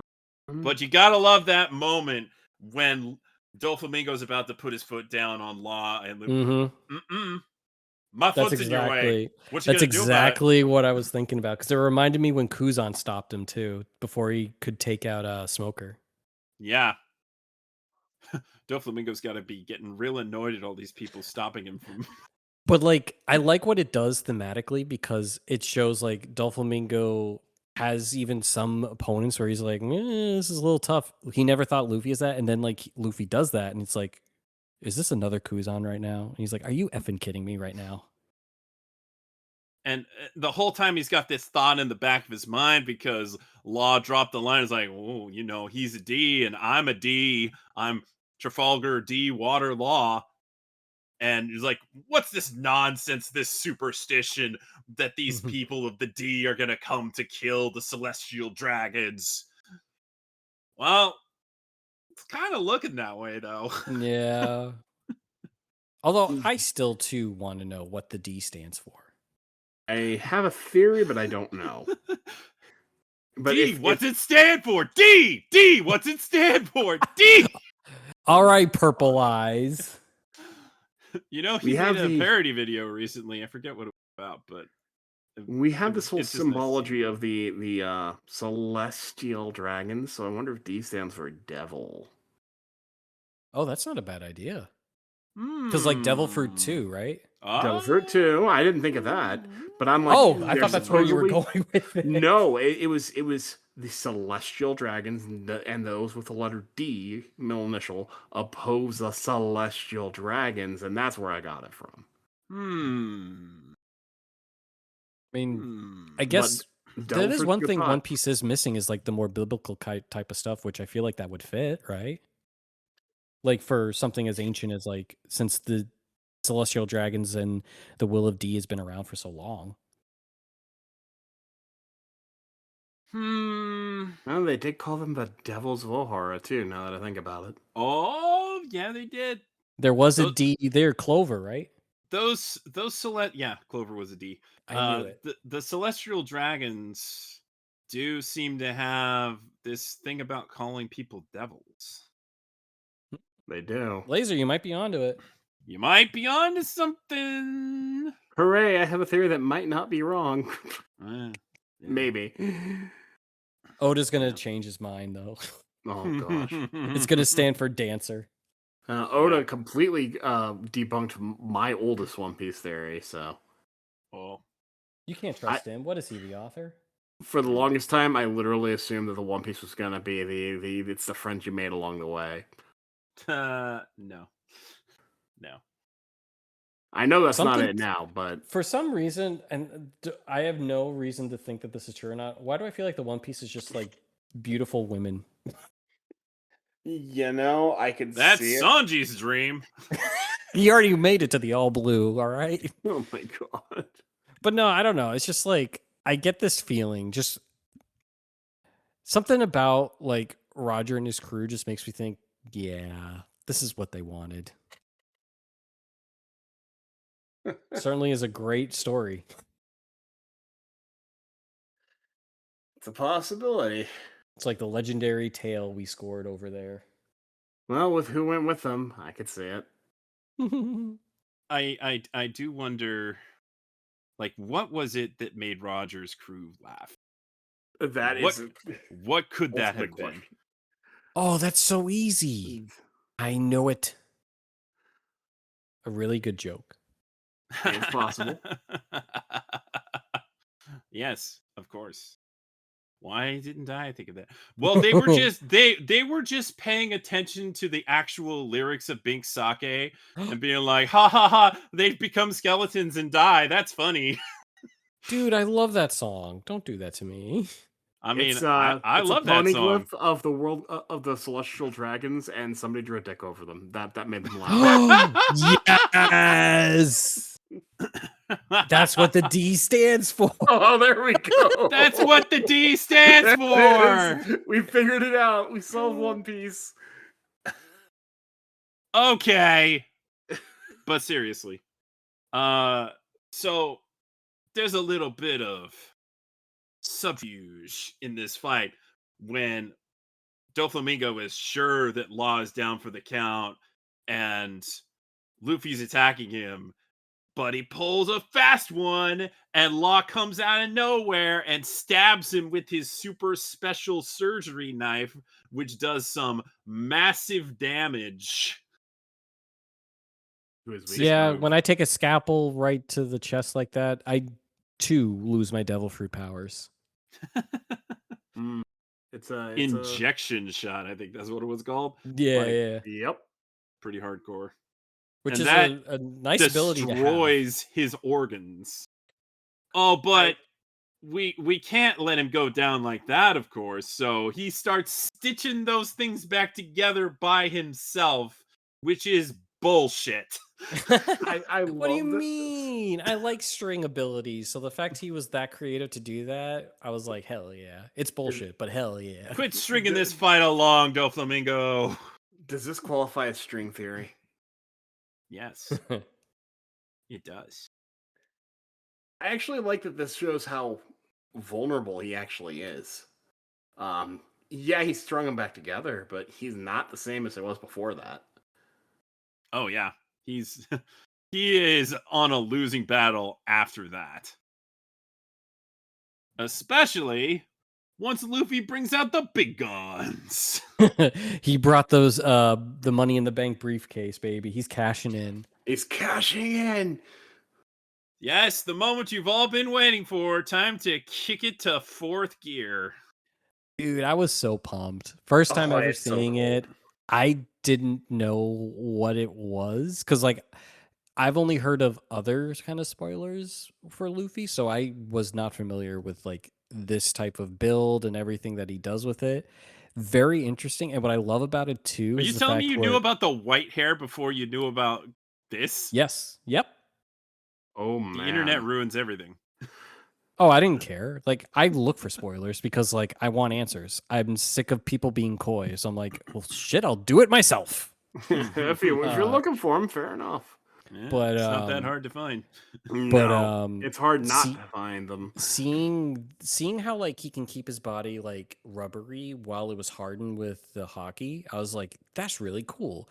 And like, it's funny because it reminded me of the Shadow Luffy a little bit back on Thriller Bark. Ooh. And well, just because of like how he was like talking, how he was like moving, his, mannerisms, the way that he moved his body, but yet seeing how he was able to like whip himself, then like create jets for his feet. So he's able to pretty much like, it's like his feet were going inside his legs type of thing and like able to bounce around kind of stuff along those lines, like at supersonic speeds. I thought was really cool. But it was like, nothing will probably ever be able to beat second gear when it was first discovered or him first testing it out on Blue Note for me. But like whenever Luffy gets these types of like power-ups, they feel really special because like he's only up to, at least for Toonami viewers, 4. So yeah, you can think of different ways to kind of utilize them or even use like multiple at the same time. But like, I don't know, it's like it makes the villain feel like it's worth something. Like a lot of people look at Lucci versus Luffy for the and Enies Lobby as like one of a transcendent type of fight for the series. And this I think would be next to it because like again they both get a gear kind of power up, and this is just a very type of climatic, emotional type of battle where you have these two different ideals that are very similar but widely different at the same time, kind of clash against one another. And it felt really special. Like I was glued to the TV watching this whole thing. And it wasn't even just, Luffy versus Doflamingo itself, because Doflamingo even like involves other people with the fight, which adds a little more emotional flavor to it. And you just see how depraved and how awful he is as a Oh villain. man, he's Oh, yeah. So, so like, depraved and awful.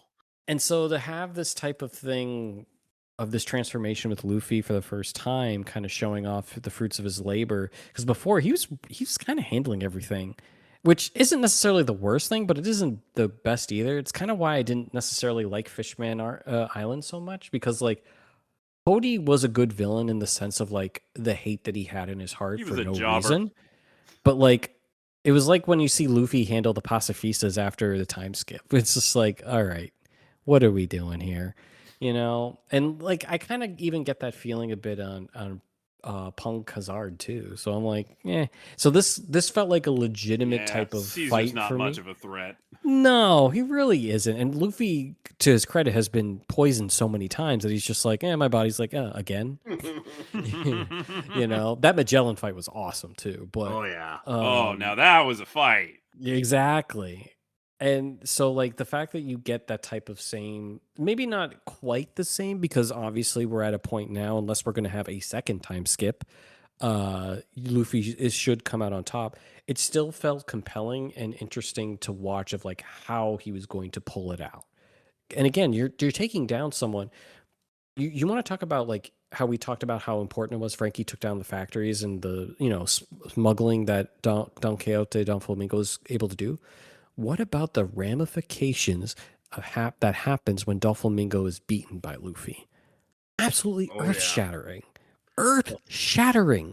So, like, getting this type of climatic, cinematic type of battle between the two, and while it might not be, Wano animation level, it was still really fun. It was still really good. We got to see Luffy show that he isn't this, like, bumbling idiot that a lot of people either portray him. Like, he's actually, like, fighting-wise, very confident, very smart, and also uses his instincts as well. So to see him kind of combine all of it to turn his devil fruit into like this awakened power, I thought was really cool. And it's just like and Doflamingo just kept coming back and coming back and coming back and coming back and coming back. All the strings and all the ways that he was utilizing that string power, like the imagination he had for his devil fruit is literally the same as much as Luffy has with his devil fruit. It's just it was very very rewarding, and I loved Again, you got that watching. mirror.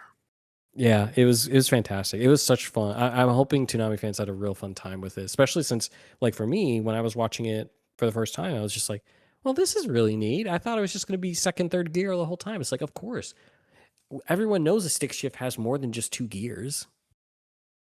That's true. Yeah, that's true. Yeah, Well, and I it's, love that fourth gear was not a okay, I win button. It still was a fight. Oh It was definitely still a fight. It was very difficult for him to control, and he was just getting used to it, really. He pulled off some amazing things, but it was still no easy fight against Doflamingo's absolutely OP string powers. His awakened devil fruit can turn anything into string, Ugh. and then he can manipulate it. Well, Like, I love that crazy. they've consistently kept Don Flamingo this horrible, awful threat, even when he gets beaten, because of all it took to beat him. He had to get debilitated, and Luffy had to get a power up, and even then, it had to be a drag-out fight. Yeah. And Luffy couldn't finish it off in the first round. He had Yeah. to recuperate. And that's when our man, Gyatz, steps up and he's like, we need to buy time for Straw Hat. We need to buy time for Lucy, champion of the Coliseum. I love this so much. It's laser. It's like your spirit bomb type of thing. It is. You It is. gather that energy. And once again, these many other pirates that the Straw Hats helped inadvertently are like, yeah, we'll step up and protect Straw Hats. Like, you're all and crazy, but I appreciate it. This is fun because it's paying dividends. The kindness that was done to save these people is paying off. Yeah. Well, especially breaking Sugar's curse too. Mm-hmm. Exactly. Well, And It's At least Doflamingo doesn't like absolutely annihilate these people. He's all like, "You are all beneath me. Just get out of my way." go away, fly swatter. He does. He's just expecting the birdcage to clean up the mess. He has no time for this. But he's gonna make time, I guess. And who enters the fray? CJ's least favorite character.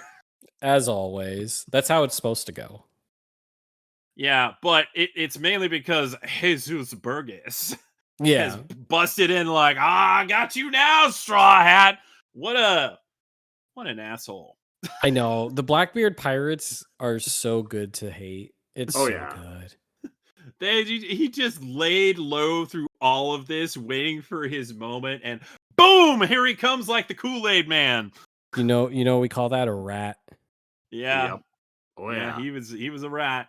He comes out just at the opportune time, and Sabo's like, no.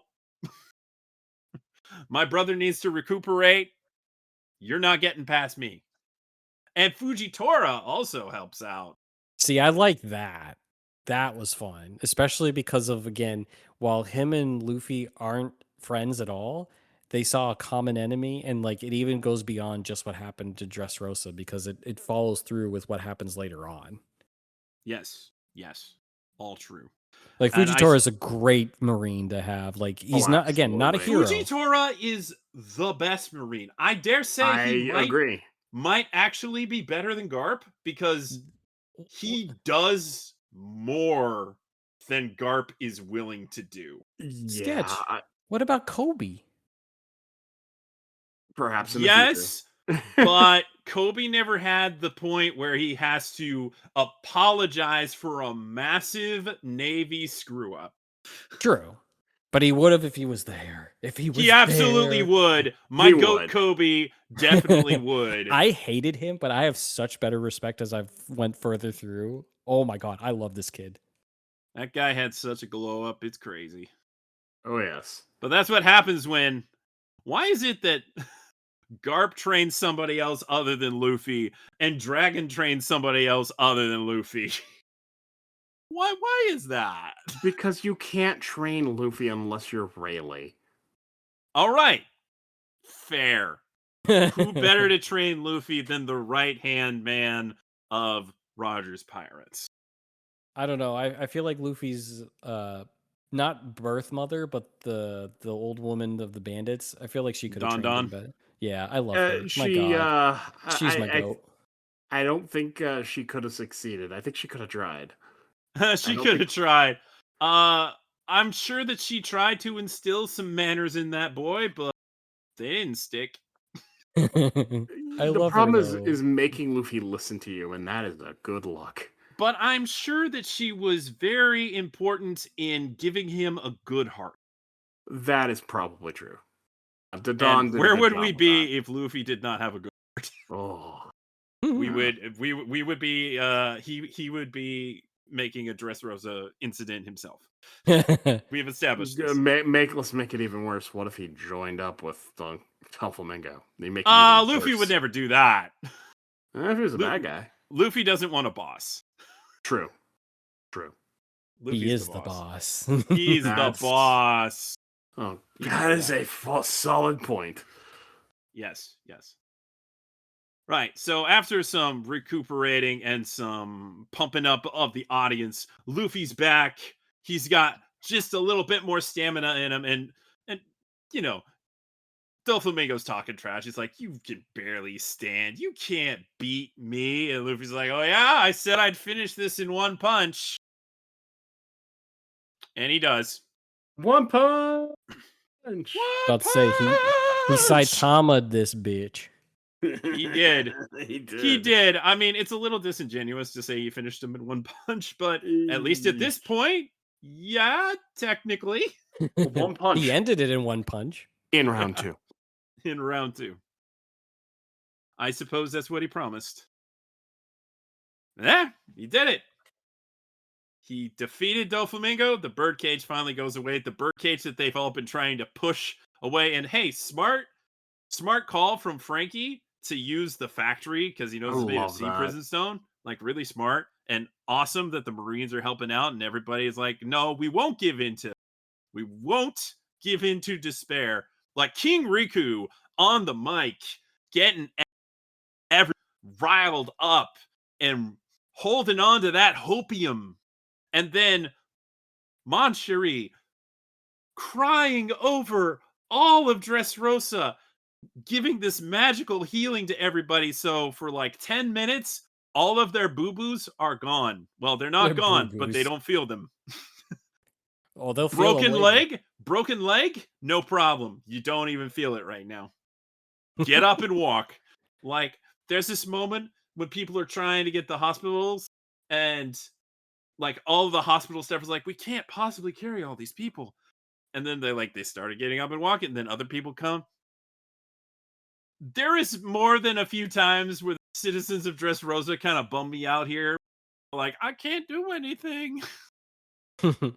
But eventually they come around, they figure it out. But like that one guy, when Luffy's passed out on the ground, he's like, I'm sorry, I can't do anything. I was like, buddy, get out of here. What are you doing? You're not sorry for nothing. You're a sorry case for a human being. That's what you are. Hey. But and there was also that moment where it was like, wow, he defeated Doflamingo, and Luffy's like, that birdcage is still there. It's not over yet. It's not over until the birdcage is gone. But then it's gone. The birdcage is gone. Thank God. Right? That thing was up for so long. That, forgive me, thank God Usopp. There we Usopp. go. There we go.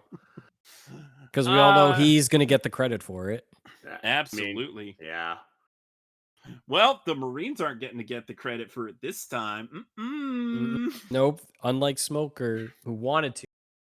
He wanted to. Smoker wanted to take the L, but they wouldn't let him. But Fujitori's all like, I'm going to take that L. And man, does he. In front of all these people, in front of the king, he's like, I'm so sorry that all of this happened under the Marines' watch. This is a failure.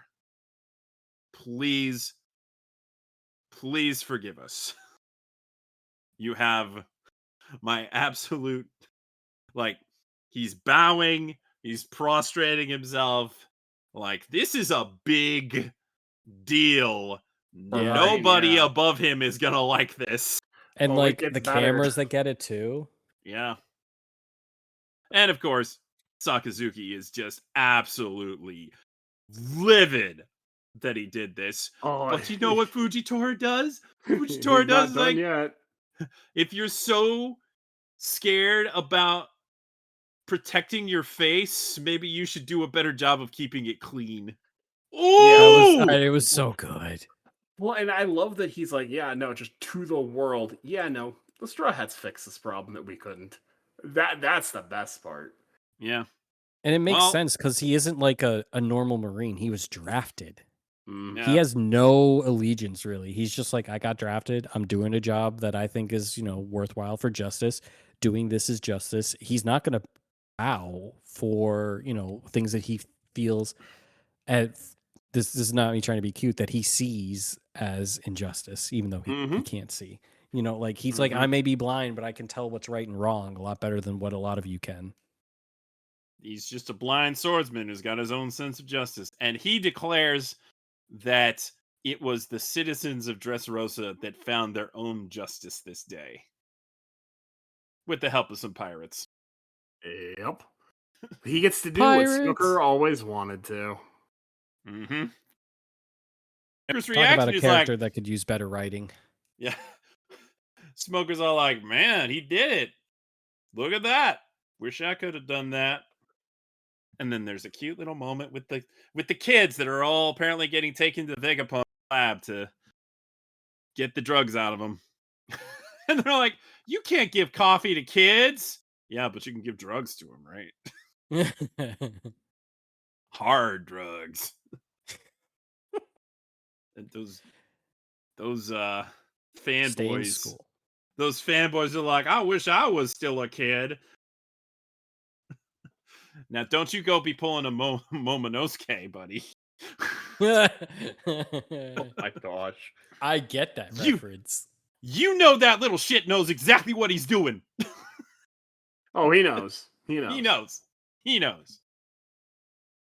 Something about that kid. Something about him. That's all I'm gonna say. Oh yeah. So Fuji's in big trouble. But Sakazuki says, you're not allowed to step one foot into any marine base anywhere in the world until you bring me Law and Straw Hat. And he's like, that's exactly what I want to say.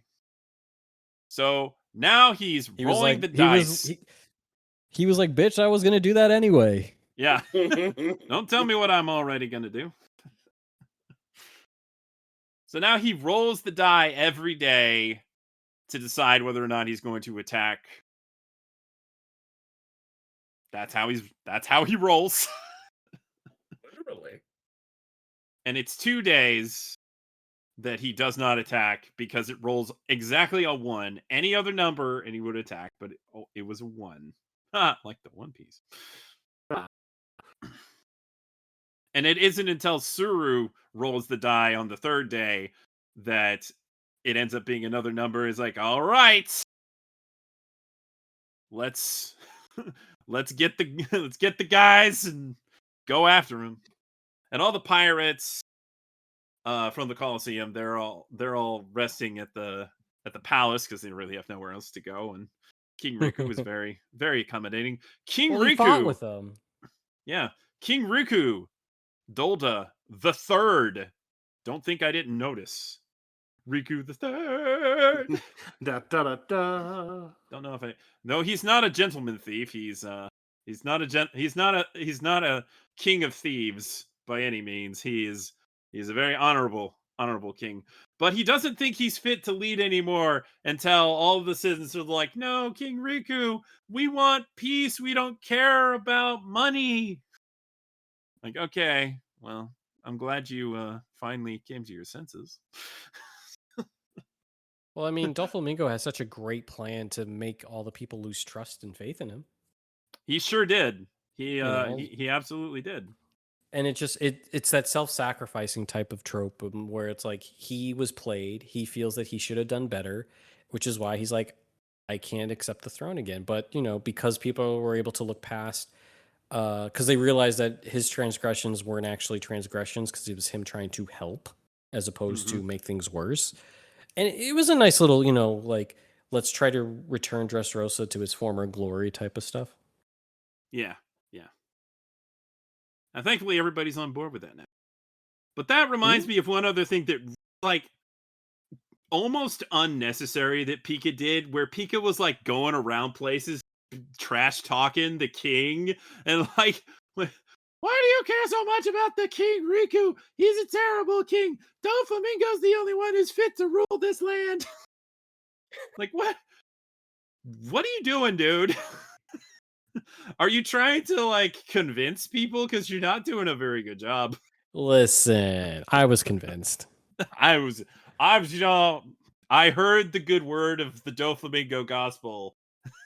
And it was very high-pitched. It was very high-pitched. Very high-pitched and annoying. Smartly, all of Doflamingo's family have been captured with sea prison cuffs. And Suru takes Doflamingo himself. And man, there's this great moment where she's trying to talk to him and he's just like laughing to himself about what's coming next. Oh, it was so good. You want to talk about lore? It's like, it's what you love about every Fallout episode. Like, you have the defeated villain who clearly knows more than he should. And he's just like saying, like, listen, if you don't protect me, I'm going to die. That's just how it's going to work because I know too much. And they're like, they can't tell if he's lost his mind or if he's perfectly sane. And it's just like, it's that bad that's making him look that crazy. Nice of them to make sure he still has his sunglasses. It'd be so weird to see him without. It would be. It wouldn't be It right. would. You know what? There are certain things you even afford to the worst of people, and sunglasses is apparently one of them. Well, as long as he's got sea prison cuffs on, he ain't doing much. That's the thing. All these devil fruit powers people, like, you get sea prison cuffs on them and they're pretty much incapacitated. Should probably figure out a way to get around that if they ever need to. Just saying. Just saying. Curios puts up the straw hats at his humble abode. He's all like, I know it's not the palace, but I figured, you'd like some rest and it'd be a lot easier to do so here as opposed to at the palace. And Like, they yeah, had that's meat. cool. They got he's got some booze and he's got some meat. That's all that matters. Now it may be, dried out meat, but meat's still meat. And CJ's not favorite character shows up to, well, at least he brings a bottle of booze, and that immediately wins over Zoro. All right, yeah. No, it was just to explain the backstory, because like they're like, wait, he has another brother? It's like, I know, guys, I said the same thing. I know, man. It's just nonsense at this point. That's when Frankie comes up. Am I his brother now too? Yeah. Yes, Frankie. You are You're his bro. It's fine. It's fine. You are Luffy's big bro. Actually, they say he's more like the dad, right? Him and Brooke. Jinbei's the dad. No, Jinbei's the well, who's older, Brooke or Jinbei? Brooke. It's Brooke. Brooke is the wacky grandpa. Jinbei is the sensible grandpa. Frankie's the father. Yeah, Frankie is the dad, or like the really cool older. Yeah, but yeah. Pretty much. Yeah. So flashback, we get to see how Sabo meets the Revolutionary Army, meets Dragon, who takes him to the Revolutionary Army, and he conveniently has lost his memory. This is something that I kind of don't like. That all this time he didn't have his memories, and it's not until Ace dies that it triggers for him. Like, okay, I can understand how that might trigger your memory, but man, it just feels. It makes sense, but it would have been nice if he had at least known a little sooner. I just couldn't get to whatever was going exactly. On. He was like in a mission that he couldn't get there in time. Like it would have been more interesting, I think. Right. He's in like a deep, like maybe it's him trying to figure out who has the smile and whatnot, because they were clearly trying to figure that out too. He gets the info and all of a sudden he comes out and everyone's like, oh shit, he wouldn't know yet, type of thing. That's totally fine. Oh. Totally fine. That would have been interesting. Could have been interesting. Because it would also help set the stage of like making more sense as to why the Revolution Army was even there. Yeah, why do they care about arms deals from Doflamingo? Well, I mean, they do have some reason to. Government. Yeah, but like it would make more sense if like Sabo's initial reasoning of not knowing or not being there for Ace and whatnot was because he was in the mission to get the intel to be able to figure some of the puzzle that revolved around Dressrosa. But instead, his whole reason for going to Dressrosa is basically so he could get the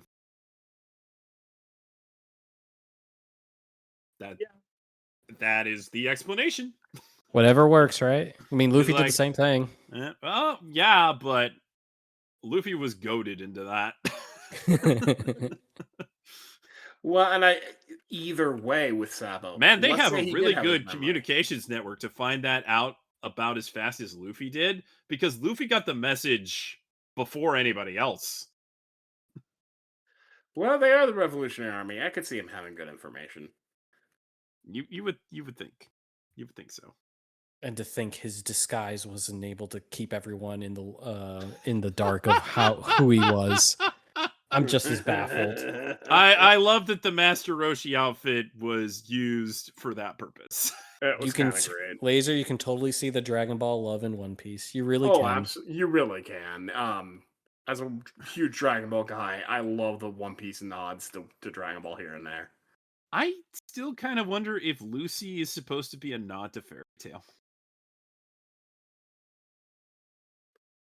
Like, why would it be Lucy? I mean, other Because than it's very close to Luffy. That was my assumption. Is Luffy didn't think about it too hard.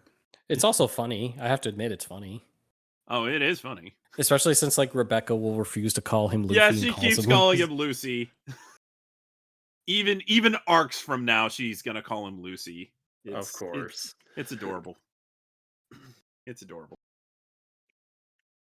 Oh, it's also really fun when she meets other people that have met Luffy and they all like fan over That Luffy. is one of my favorite sequences, yes. It definitely it doesn't do it for me. It All feels right, a bit fair. weird.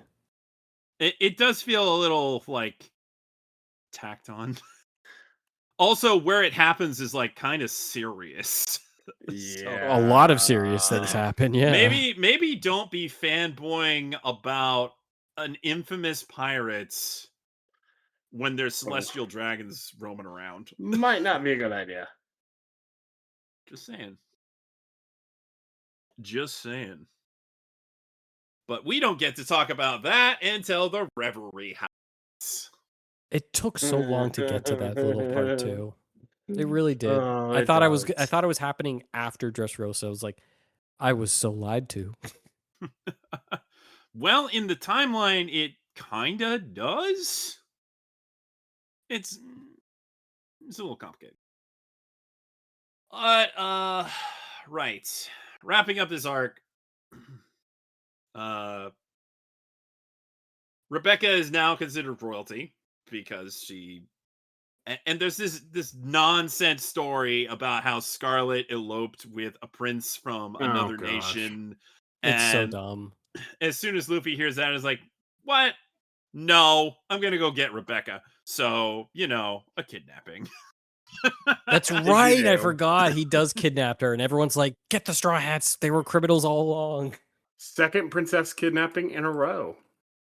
He's always kidnapping princesses. He kind of does that. What is he? Who does he Donkey think Kong? he is? Lupin the Third? No, Donkey Kong or Bowser. He's not even Riku the Third.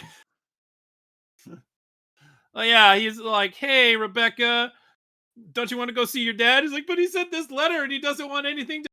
Yeah, but do you want to be with him? Yes. Okay, let's go. And wouldn't it have made sense? Wouldn't it have made sense if, to escape all of that, they joined the Straw Hats? Yes. Thank you. Probably. Yes. But I mean, Kyrios wants to like stay in Dressrosa and help rebuild it with the Tontadas. And I love that scene where he dismisses them and they're like, we still got a lot of work to do. That's nice. Like, my gosh. But think about what Rebecca wants. She loves Lucy. I think Rebecca has the same resolve of Vivi if I want to take care of my country. I don't quite understand why she would have that same resolve.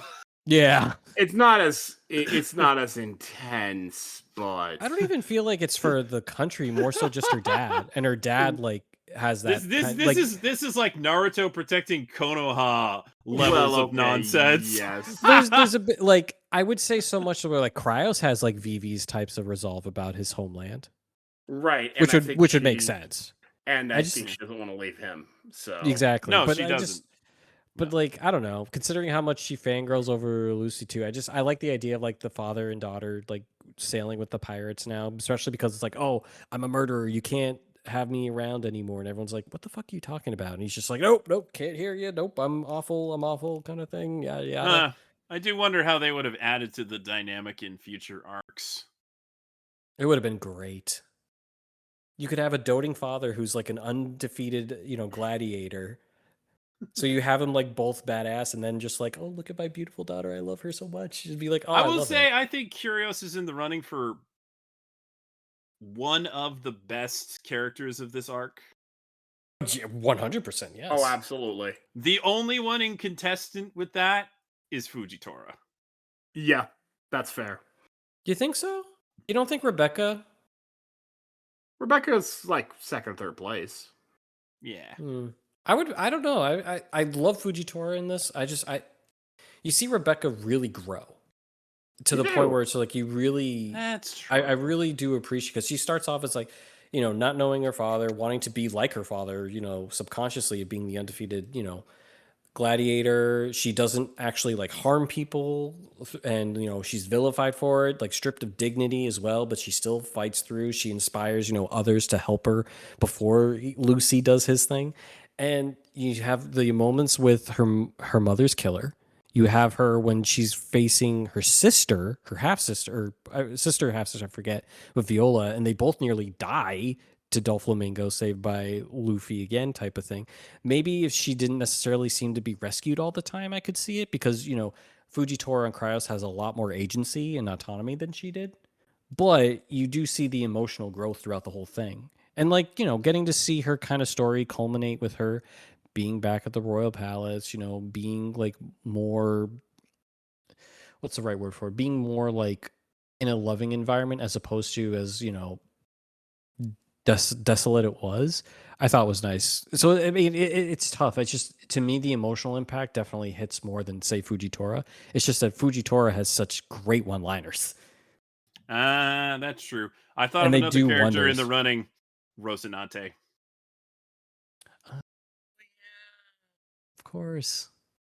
Why not? Yeah, yeah. That's look again. You can't go wrong. I mean, there's a lot of great characters in this arc.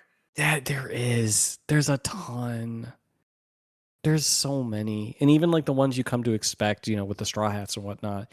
But you also get it with like good villains. Like, for God's sakes, wouldn't anyone say Don Quixote? A great villain. Well, he wasn't introduced in this arc, but That's yeah. true. He goes way back. Yeah, Um, yeah.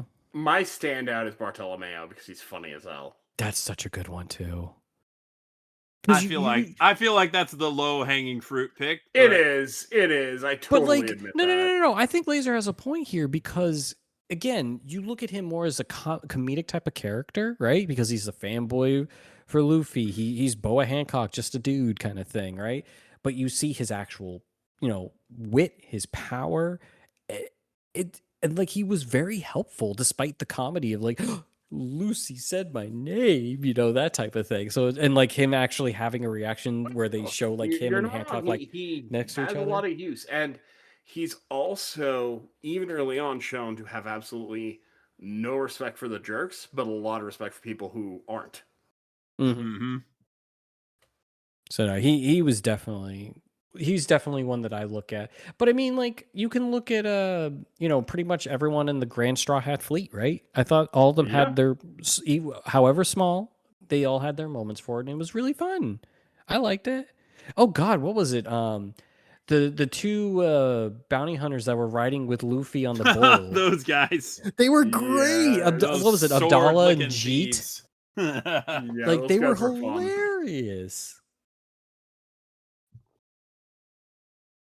They certainly added something to every scene they were present in. Yes, and Luffy's just like, get off my ride, go away. This is a one person bowl. Yup. Well, I guess that's kind of where we go from here. Is Luffy's got a fleet now? Not that he wants it. The Grand Straw Hat Fleet. Yup. He does. It makes sense because he doesn't want a huge crew, but this is a way around that. It is actually a really eloquent way, eloquent way to give Luffy a fleet when he doesn't want one. Yep, and they all drink the booze. Yep. And they all become his sons. He really doesn't like that part. No, he didn't. He's like, I ain't Whitebeard. Cut this out. Your closest thing too. Yeah, I mean, he's way too big a deal not to have a fleet behind him at this point. Come on. Well, I mean, and it would be it'd be disingenuous if he didn't, considering what he's facing with everyone else, right? Yeah. Exactly. He's the threats are only going to become much, much larger. Sometimes quite literally. The size of a dragon, one would say. Yes, the size of a dragon, which we get a short glimpse of at the end of this arc because Was so apparently good. Kaido's pastime is trying to kill himself. Which I Kinda. don't really get. That's just me, but that's He's- talk for future CJ. Yeah, that would be a good future conversation. He is an interesting head case. Yes, to be sure. But it was Very cool because like interesting hit you case. finally like we keep hearing the names and we've seen them like glimpses, like we've seen, silhouettes of Big Mom. We obviously know of Shanks and of course Blackbeard now taking over after killing Whitebeard. So like getting to kind of like see the threat of an emperor and someone as they call is the strongest man in the world right now. Oh, it was so cool. Especially what was it? It was with Hawkins, Apo, and Kid, right? Yeah, Oh, it was so good. So good. and he had a brief encounter with that priest from Skypiea because Oh, he came. Urich. Yeah. Yeah, he came from from a sky island. He fell from a sky island to try to kill himself. Oops. Man, if that doesn't do it. Try a higher Sky Island, I guess. I don't know. Oh, I guess. But the narration describes this as a man who has challenged the Navy and the four emperors and was caught 18 times, endured over thousands of tortures, was sentenced to death 40 times. When he was hung, the rope snapped. When he was put under the guillotine, the blade cracked. When skewered, the spear broke. Ultimately, he sank 9 different prison vessels, meaning no one has been able to kill him, including himself. Indeed. That's certainly imposing. Maybe a bit less imposing because he kind of doesn't want to live any longer, but if he can't kill himself, you got to be stronger than him to kill him. Well, that's gonna be a challenge. And this is the guy that Doflamingo was going to shit his pants over. Understandably so. Very understandably so.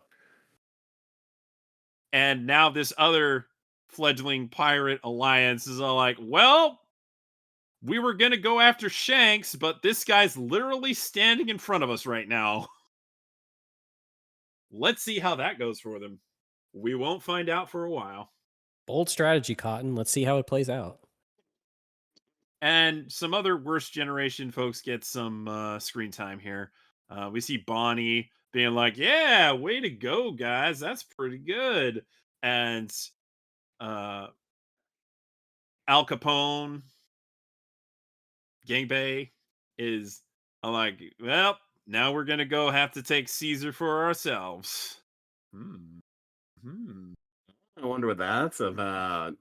Well, I suppose it's a good time to mention that, well, before I move on to that, we do see Drake, ex Drake, and he seems to be in a snowy area, and people are talking about talking to Kaido. So that's a pretty good implication that he might be working for Kaido. Could be. But it's just given a little bit of lip service that apparently Doflamingo some time ago killed Drake's father. And I guess it was just one of those guys that was on the island where Law got the op fruit. Okay. Drake is apparently like, water under the bridge. I hold no grudge. Like, Really? Okay. Must not really care that much about your father, I the Or true anime dad trope. maybe guess. it's a scheme. Yeah. Well, that shows that Drake is a, another survivor of that island. Hey, maybe he was that quote unquote other kid that they found. Oh, yeah, that's probably the case. Now that I think about it. Thinking like 5D chess out here, sketch. Mm. And I But don't not as mean much as 5D like Will of D's. but not as much as that Sengoku guy who Oh my gosh. has shown up to share some reminiscing. Eh, Retirement say looks good on him. It does. I like him a lot better now that he's not in power. Yeah. Yeah. I like Sir is like getting on his case for all the cracker eating he does. It's like, hey, you told me to do this assignment. Nice to see Suru again. It's been a while. It has. It's been a while. And of course, she's got that great scene with Doflamingo. She's like, she she's like scolding him like he's a kid. Well, I mean, she's like older than dirt, so It works. Yeah, true. Right. So probably the climax here when the Straw Hats are and their fleet are trying to get away from Dressrosa. Fujitora finally decides, all right, I guess I gotta bring down some meteors. you know, I Yeah. mean, today's the day, I guess. And Luffy decides to take him head on. As you do when Bold, you're Luffy. bold strategy. Bold strategy. But, you know, Fujitora respects Luffy's, you know, straightforward nature. And they tussle a bit, and he's like, you know, you know I'm blind, right? He's like, yeah, but I can't fight you seriously because you're blind, right? And he's like, Oh, right. oh. Yeah. He's like, oh, you won't have to worry about that, son. But he's still just a big softy, that Fujitora, as he lets them all get away, and he has this moment where he thinks, man, I wish I hadn't have cut out my own eyes so I could see the look on that kid's face. I bet I his thought eyes are full of kindness. I love Love that. that is a beautiful line. I It do adore really that. was. It was so good. Very eloquently said. There's lots of good stuff in the conclusion of this arc. Yeah. As generally is the case with Fallout moments. Oh yeah, One Piece does the aftermaths are real good. So, unless you gentlemen have anything more to say regarding the events of the arc, I think we can get to letting CJ rip it a new one. No, it's not like that, but I would phrase it more so of a sense of just like, how do you feel about Dressrosa, right?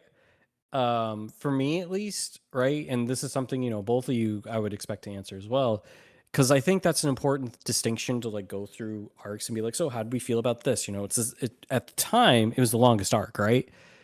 I felt like it was a bit padding in certain spots where you're like, and that's Especially you know, in the anime. Oh, yeah. it's like I said, that's what you're going to get with a long runner like this. And considering this animation schedule is what it was at the time for One Piece, like I get it. Okay.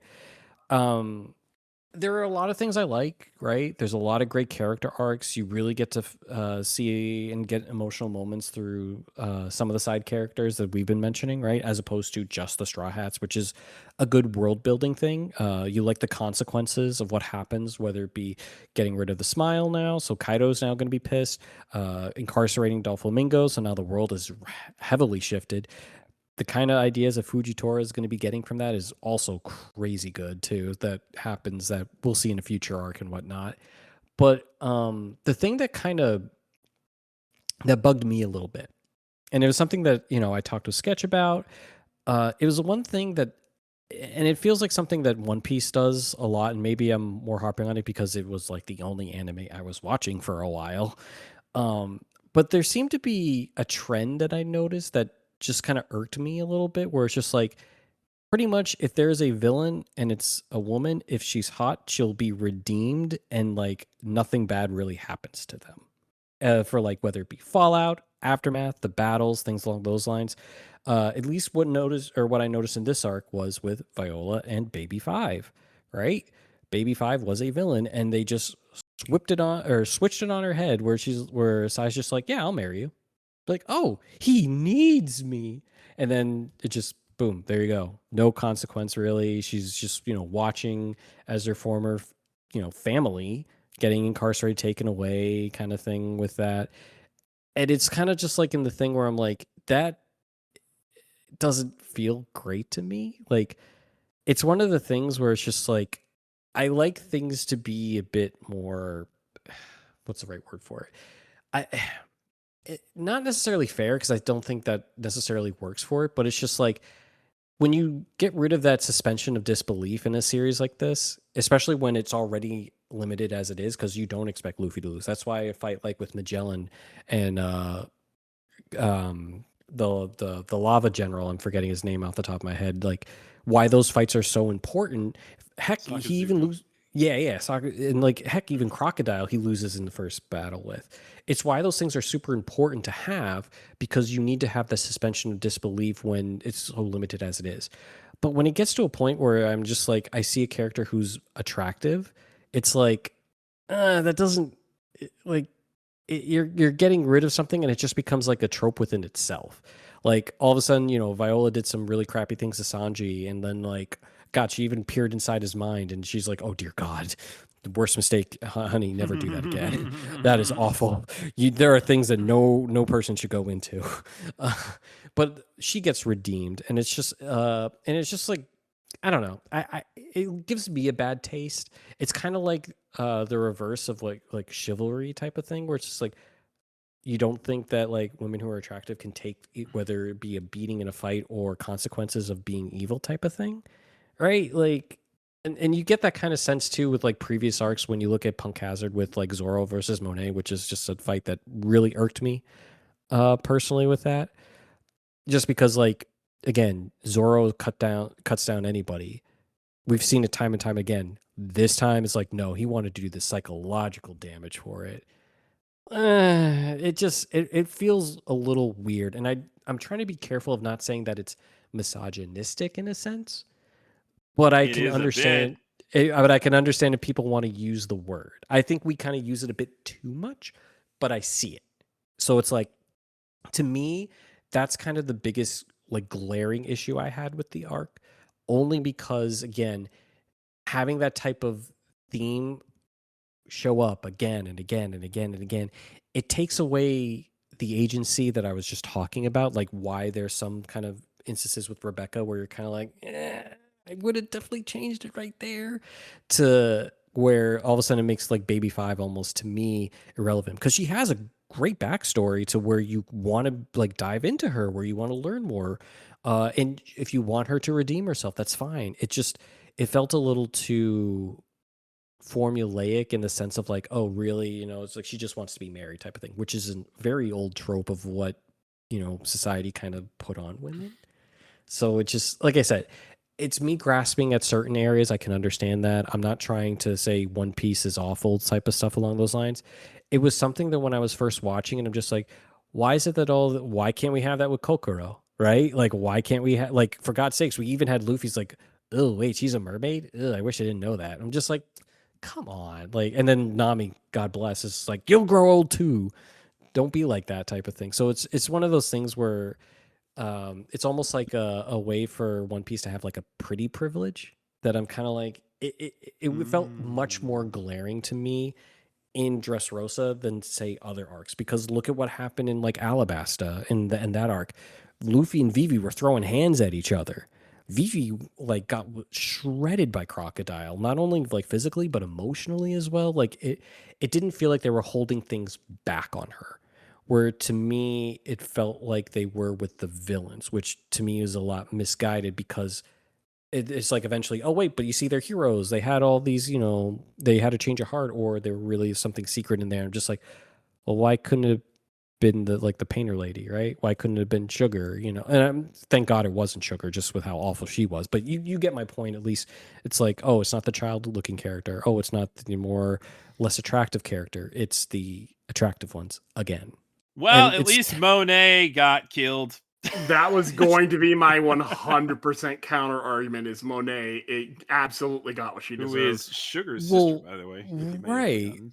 She did get what she deserved, but it wasn't through Zoro, and it wasn't planned either, which to me felt a little like kind of thing. Because again, Zoro has cut down a ton of people. Zoro's And then been this shown to have one- difficulty with fighting women in general throughout the whole And show. you though. know what? Yeah, I actually I saw somebody speculate that like Zoro's gonna have to come to terms with his sexism, more or less. Is like that's never gonna happen. I would not Right. expect that out of One Piece. no, I wouldn't either. I feel like it was a poor choice to do that with Monet in Punk Hazard, and then we're just never going to address it ever.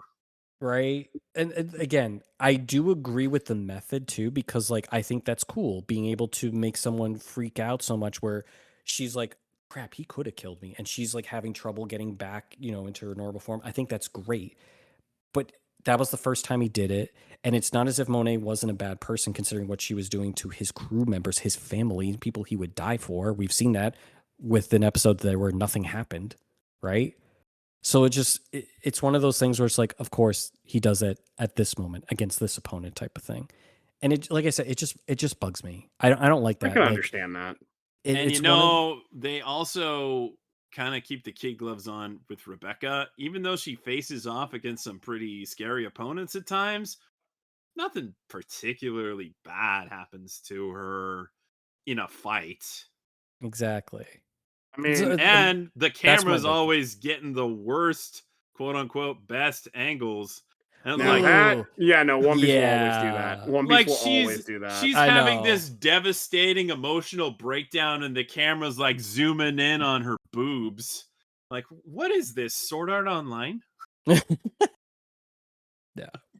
Overall, that's at least kind of like the thing that I noticed the most. And again, it's not as if this hasn't happened. For God's sakes, isn't Nico Robin a great example of that to start? I mean, pre-time skip, Robin got thrashed in Water 7 Enos Lobby.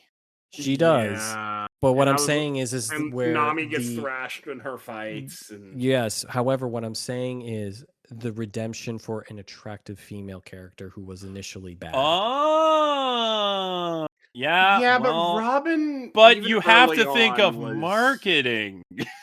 Even I know, early I on know, with I'm just- Robin, she was questionable. She wasn't. This is not quite the same thing with her and with these other cases you're bringing up. Yeah, Maybe. she was. She was. There was always, if you go back and watch Alabasta, there's a lot of hints. Well, of course, she from the doesn't beginning. kill Luffy. She saved him. She does the thing. But again, it's like, oh, of course, we're making the attractive one do that, right? Why couldn't it have been Miss Merry Christmas to do it? Ah, this is a yeah, show Miss about Merry attractive Christmas joined the characters in crew. general. That's all. But that it's just a pattern kind of thing. And not to say that like it's more noticeable, I think, post than pre anyway. It's just like I say, it's to me, Dressrosa made it excruciatingly glaring to where I'm like, and like look at, for example, in the cell block D battle with the Coliseum where they had two women fighting. Which one got thrashed? Which one didn't? Ooh. See, I don't usually keep score with these things. I'm just interested in the story and the narrative and where it goes. Like, you could keep score, but if you do that, you're never going to be happy with anything. I'm very happy with One Piece. Like I said, this was more of just a kind Oh, of I a thing know, that I know, hit and me I get that- what you're saying. I'm just saying, I didn't really notice, to be honest. I see what you're saying, but it didn't really cross my mind when I was watching it. It's more of a thing of like maybe I am. You could say keeping score, definitely. Like that's what I did, right? But it's more of a sense where it's just like it feels disingenuous and again kind of insulting in the fact of like one of my biggest gripes with One Piece is I don't really get to see a lot of fights with Robin or Nami. Like That's fair. pre-time skip you do with Nami. You're absolutely right. Her fight with Miss Doublefinger was absolutely fantastic. And Yep, it was even that is- funny. It was actually funny, right?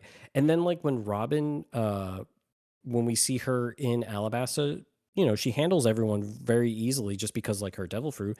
But then Crocodile betrays her. Boom, done. We don't see her really get into a fight until we get to Skypiea.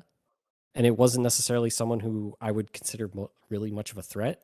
And then, of course, facing Eneru at the time gets taken down. Again, you like seeing that type of stuff, right? Because again, it's like, no, we're not putting this magical barrier on someone just because they're a woman and pretty. So it's like, it was good. And then when we get to here, it was a little noticeable to where I'm just like, I feel like that does a disservice for these characters than a service. And that, like I say, it's mostly glaring here, right? I don't necessarily have that same type of issue in future arcs. And I especially like, for example, what we get with a character like, oh, I don't know, Big Mom, who does a great job of kind of twisting that, considering she's the strongest woman in One Piece, and she's definitely not conventionally attractive. Well, So, not anymore. I know, but you get my point of what we see her most of the time, and I love Big Mom. I think she's fantastic. Great antagonist. I'll give you that. Fantastic, and I love her crew. I love her crew. I love the kind of way that she built her crew, and I'm saying that in a very like cheeky way because she literally gave birth to her crew. So She is the Big Mom. right. So it's one of the things where it can be done. It is just something that, to me, at least in Dressrosa, I felt it was a little bit of a disservice because guess what? I think this arc is actually really good. Maybe a bit too long in certain areas, but for all my gripes and things like that, I think it is good. It's like this focal point of what really makes post time skip, I think, what it is now. Because a lot of things have consequences with what the Straw Hats do. Everything else that the Straw Hats do after this arc is majorly important. So, like, having this as kind of like that send off to where it goes. I take that back to the previous arc with Punk Hazard to be the start of all of that, but I totally get what you mean. True. I think it's like we didn't know how much Punk Hazard mattered, right? No, until we got to here type of thing. But you are right. You definitely are right on that front of that. And plus, we got some great hilarious moments. It's like I love Punk Hazard. That was like one of my favorite It's arcs one of mine too. where you kind of still had that pre-time skip kind of humor and like even though it was still serious, like I loved it. It was great. So like that's my thing where it's just like this is kind of like the turning point to what One Piece kind of turned into post time skip. And that like that kind of glaring thing just makes me where I can't necessarily give the whole of Dressrosa high remarks. But yet you have such an amazing climactic, like honestly not even just one, but you have multiple amazing fights.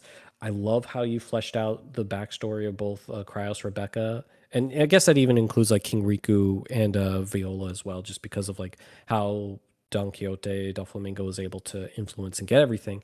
I especially loved Doflamingo's backstory. I thought it was fantastic getting to see what made the most notorious villain that we've seen so far what he is. We like seeing how bad Treble is, seeing how bad all of his subordinates are. It was really good. I thought that a lot of the lore implications through it. Fujitora was a great Marine to be introduced in this arc too.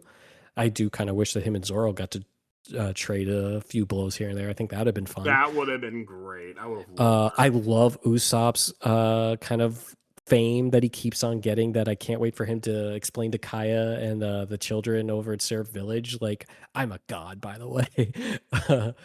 And like it's stuff like that, you know, like we got to see a great a fight with Frankie, right? I thought that seeing Bartolomeo and the Straw Hat Grand Fleet be formed was really cool. And it makes Luffy more of a legitimate threat toward the world government and celestial dragons. It's just like these interpersonal type of things within the series that just makes me go like, and that's I feel like is One Piece in a nutshell, where you just there's a lot of things where you really like, and then you just go, but and you kind of wish that a lot of that would go away. And like for me, it does with Egghead, even though it's not perfect either. I rarely was sighing a lot when it came to that, despite there being some things that I would obviously do differently as well. But like I said, for as long as it was and as much as I had to be quote unquote stuck within Dressrosa as I was watching it at the time, that to me was kind of glaring. And like I said, I don't think it does enough justice for a lot of the great female characters that Oda does write and make in his story, because he does a really good job, believe it or not. I know like internal organs missing is something that people will always, talk about, which I get. I'm not going to front on that part. But I do think overall, like I think Robin is one of the best written characters, and I don't think Nami's necessarily far behind either.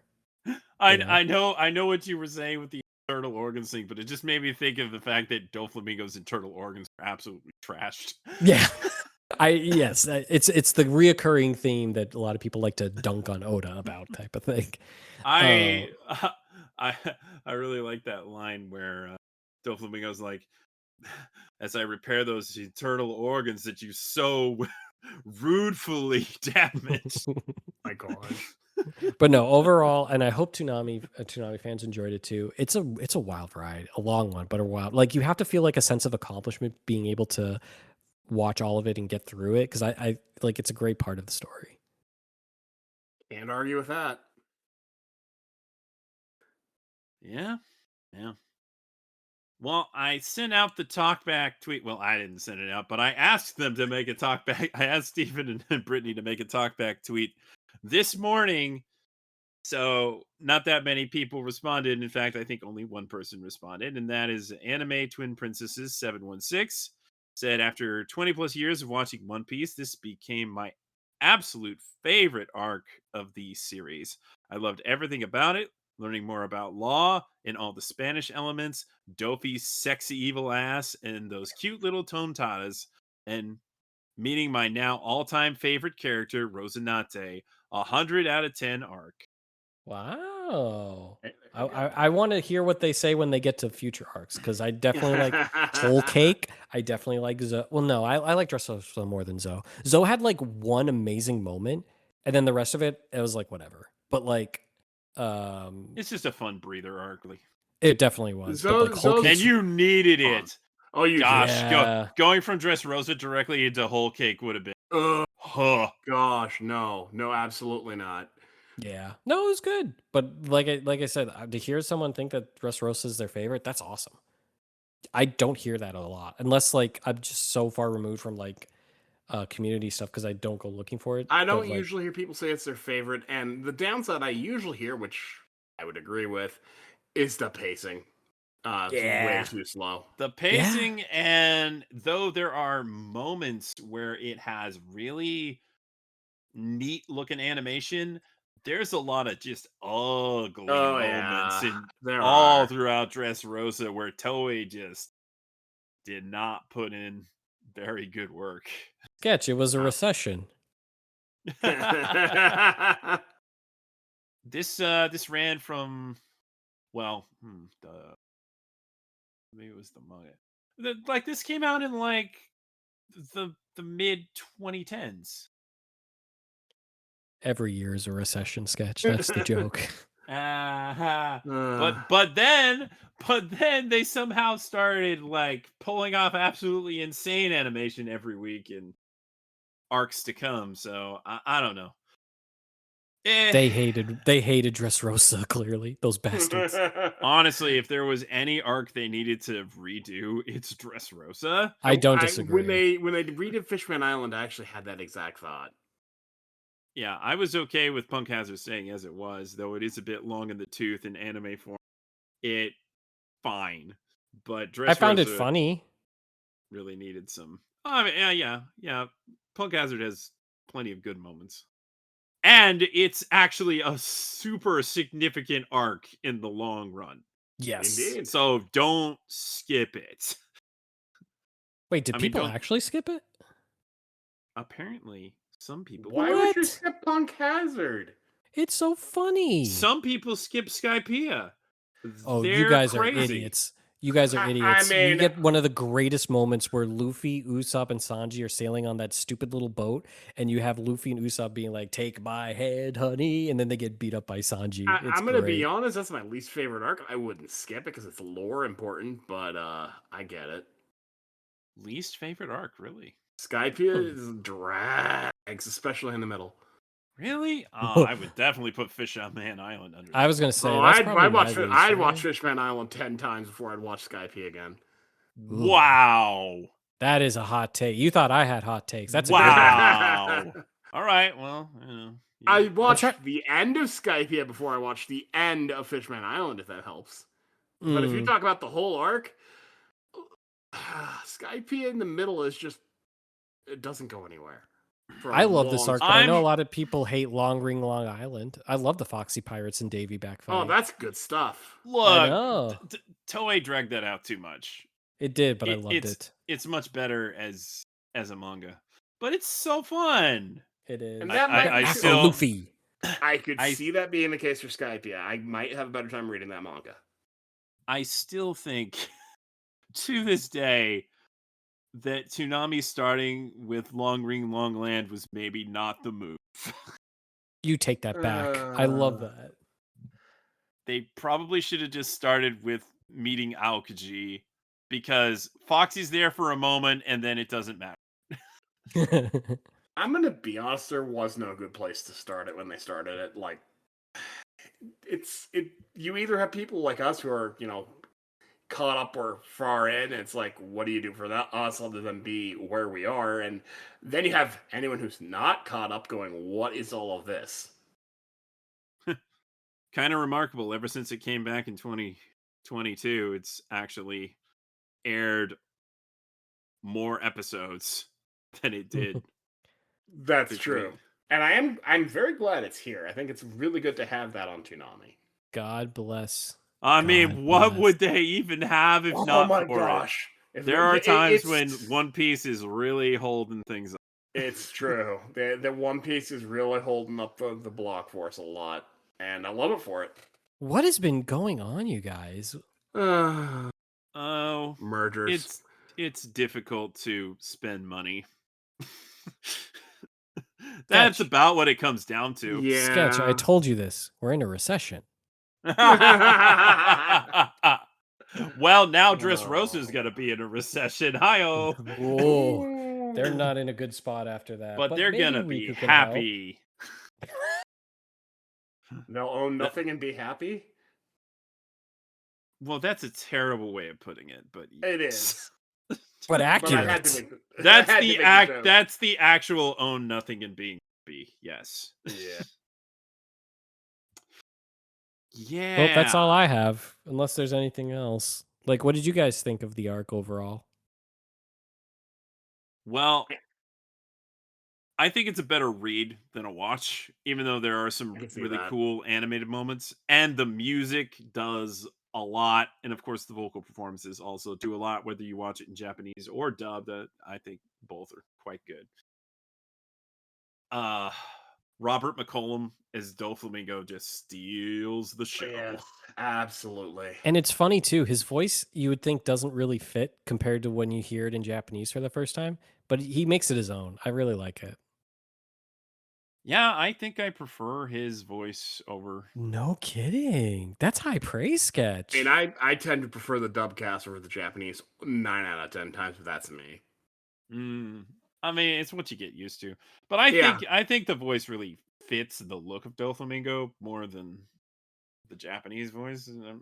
It seems oddly deep to me in the Japanese, but I mean, obviously it's a good voice, and not saying otherwise. It's it's a threatening sounding character for sure. So there's that. So very, very solid. And you gotta appreciate Matt Mercer's constant aggravation as Law. That's great. I love that. And likewise, the Japanese actor absolutely kills it. He was Levi. I think they're both Levi. Oh. Yeah, he shared at least those two roles, if not also many more. that Matt Mercer and the Japanese voice of Levi. I think that's the case. I might be speaking out of turn, but I'm pretty No, sure. you're right. You're right. Yeah, just super solid. And I do like how they directed Colleen to kind of modify the voice for Gear 4. This guy like, big,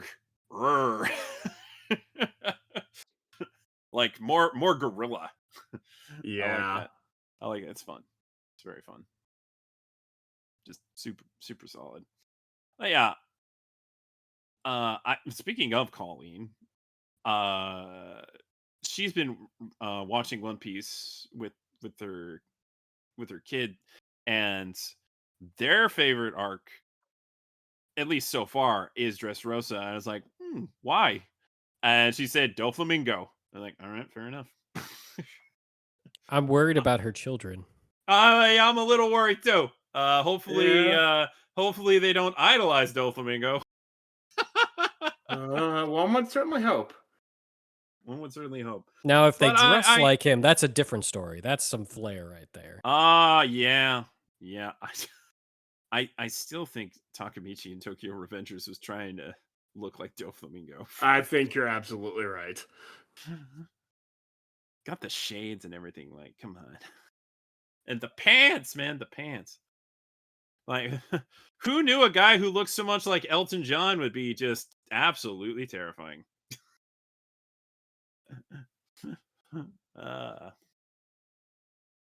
You gotta love it. But I agree. I agree with what CJ said way back earlier, that Doflamingo is like the best written villain in the history of One Piece. There's he's no argument there. Yes, He's sir. just that good. perfectly well written. And Very he was hateable. really 10 out well of 10. built up.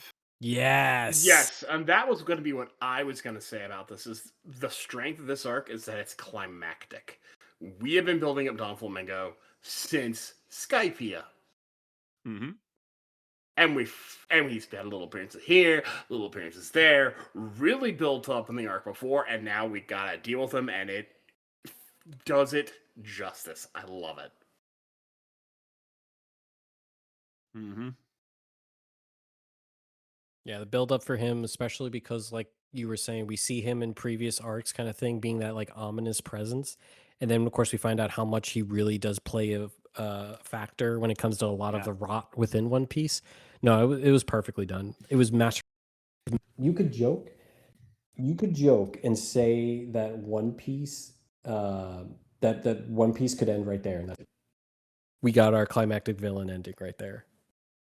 I had a Would friend be ask me satisfying where overall? No, but you'd feel good in the moment. That's for sure. I had a friend ask me where ideal endpoints for live action One Piece were, and I'm like, well, if they could make it that far, that is actually where I would think a really good end spot could be for it. But whether it gets there, Don't worry, we have 30 more years of the live action One Piece. the rate they're going. Yeah, potentially. That's one thing. I hope they do Skypiea, because they can definitely condense Skypiea. Oh yes, a condensed Skypiea I might like a lot more. I can completely understand. But yeah, please condense the heck out of Dressrosa if you ever get to it. There is, as we've said, a lot of meat on this bone. There's a lot of things to appreciate about this arc. There's no way we're gonna ever get to all of it. There's so much stuff. I'm sure there's things we haven't even touched. Yeah. So, if you're listening, we'd love to hear your thoughts. Even if you didn't send a talk back in that short window that I offered, you could use hashtag Toonami Talkback to talk about One Piece Dressrosa. You could send us an email at Toonami Faithful Podcast. We're open to that as well. I'm not, so I won't read them. Yeah. We never get emails. Well, that's not true. We never get emails from listeners. I'll put it that way. Ooh. We get plenty of spam. Doesn't everybody? Those Nigerian princes are at it again.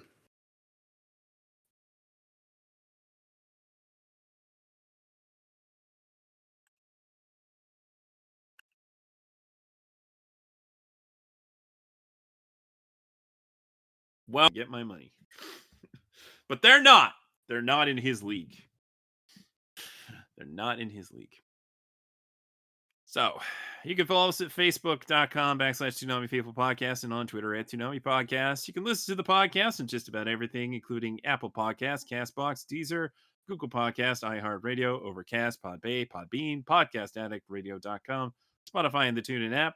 You can find every episode of the podcast to stream online at the same place they found the encrypted clinical trials on Lazarus, soundcloud.com/Toonami Faithful Podcast. Get the latest news by following at ToonamiFaithful.com on Blue Sky and at Toonami News on Twitter. And read the news, views, and reviews on ToonamiFaithful.com. CJ, Mr. ESPN, do you want to tell folks where they can find you?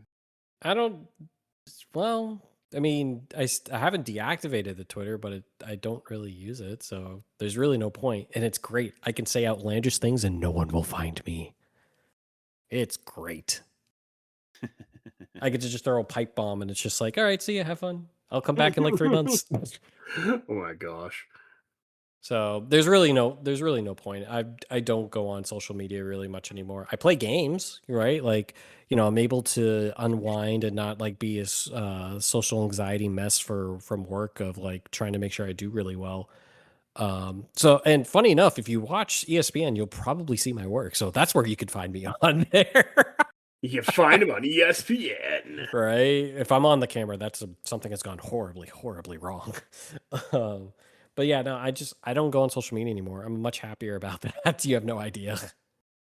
You and don't Archangel, doubt it. the wise men. The wisest of us all. Listen, I get shoved it in my face from like coworkers and whatnot. And I'm just like, I don't need to go on Twitter. You're just gonna show me Twitter. So like, I'm good. Yeah. All right, Laser, tell the folks where they can find you. Well, I am on social media, so you can find me on Twitter at LaserKidPrime. You can find me on Blue Sky at LaserKid. And you can find me on my podcast, The Simuldub Saints, where I talk about anime and simuldubs with my co-host Archangel, who's also not on social media. You talk about anime? I do. I know. What? It's What? shocking.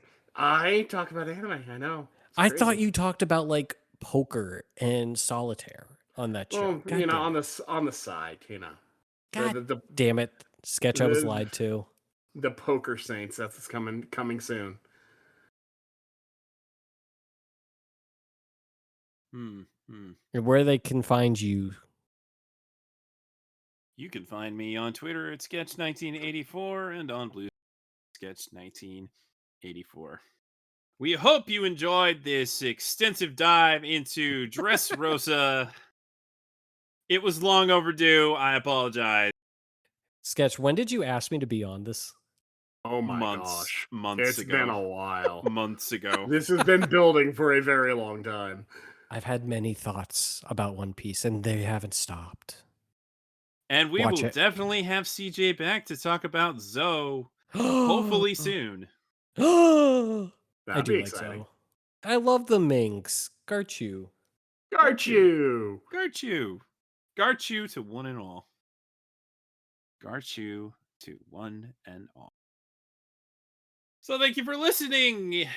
Hopefully you enjoyed the conversation. We had a great time talking about some One Piece. Heck yeah. Yeah, it was long overdue. And I know Kuro wants to do another Naruto discussion. I haven't watched all of that, so I can't help. I am very behind on Naruto. Yeah. I have some other ideas because things are not really booming on Toonami right now. But hey, Scavengers Reign. I'm hype. Yay. I don't know if that means we're gonna have to wait even longer to get Jiro, but it's supposed to come this fall, so they're probably gonna overlap at least a little bit. But hopefully that's not all they have. And of course, One Piece. And they better not take IGPX off.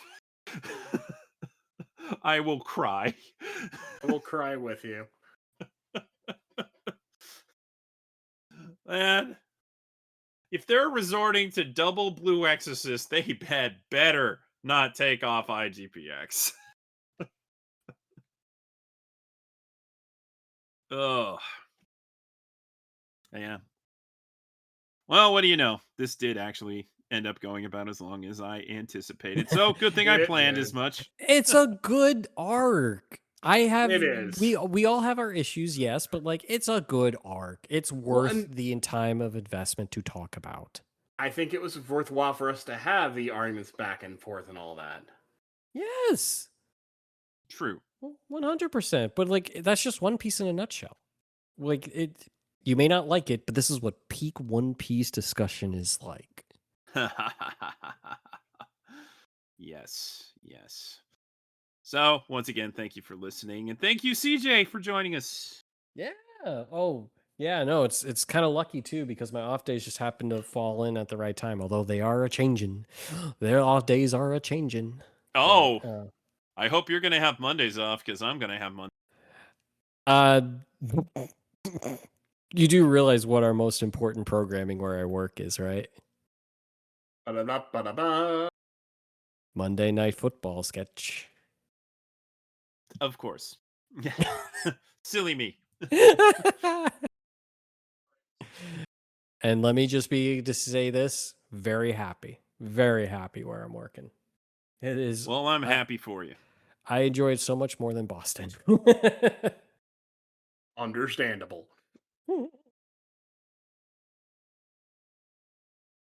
Hey, actually, since I got you here, and I had an offhanded comment because I drank some water in Los Angeles, and people were like, "How? What? You're crazy! Don't drink the tap water in Los Angeles." It's like, what? I've never heard about bad tap water in Los Angeles. I've only heard like, don't drink the water in Boston. And somebody said, "Where did you hear that? We have great water in Boston." So, CJ, tell me. To be fair, I wouldn't drink the tap water out of any state right now, personally. All right, that's fair. I haven't really had it. Then again, I don't really drink tap water anywhere, actually. I always use a filter or get bottled water. So I guess, yeah, I don't know. I don't trust anything. But to be fair, with like Massachusetts and whatnot, I wouldn't want anything from there. I am so like just annoyed with my home state where I'm just like, you can go away. I'm good. Have fun. That's how I feel about my home state, which is California. So, right. But like, I feel like you'd probably have that same type of reaction with anyone anywhere, really. Yeah, that's fair. I think a lot of people do like to prop the Northeast as like some sort of mecca for things, and I don't really understand it. I do understand at least like medical reasons why, because like I've seen how hospitals and doctors work in like other states, and I'm like, is everyone all right? Like, what's going on? But No, nobody's all right. true, but it's one of those types of things where like I never heard the water was bad in LA or Boston, so Okay then. Well, just thought I'd bring it up because I was questioned on that and I didn't have a good answer. next And I time just guess be like I still don't. just be like, hey, my friend who used to live there says it's awful, so Gosh. I See mean, that's how that will essentially go what I over. said, but I needed to be able to back that up. Yeah, At least no, in my own mind. I'll put it this way: any reason to trash Boston or Massachusetts, I'm gonna do it. You have no idea how jaded I feel about my home state. It's like I am such like a jilted ex-girlfriend toward Massachusetts. Now, do I think it's deserved? Yes, because I was abused in that state. So I am happy to be out of it. Is Connecticut any different? Probably not. But it's new, damn it. It's new. All I know about Connecticut is it's very expensive to live there. Yeah. Nice place to visit, but I wouldn't want to live there. Yeah, no, I get you. I Been there get you. once. But that's our time. So thank you so much for listening. That's not going to be on the episode. Probably not. Or is it? Oh, I I'm don't. going to have to listen to find out. I guess you will. But this is the proper ending. So thank you for listening. And until next time, I'm going to be king of the podcaster. Dressrosa, I don't even know what.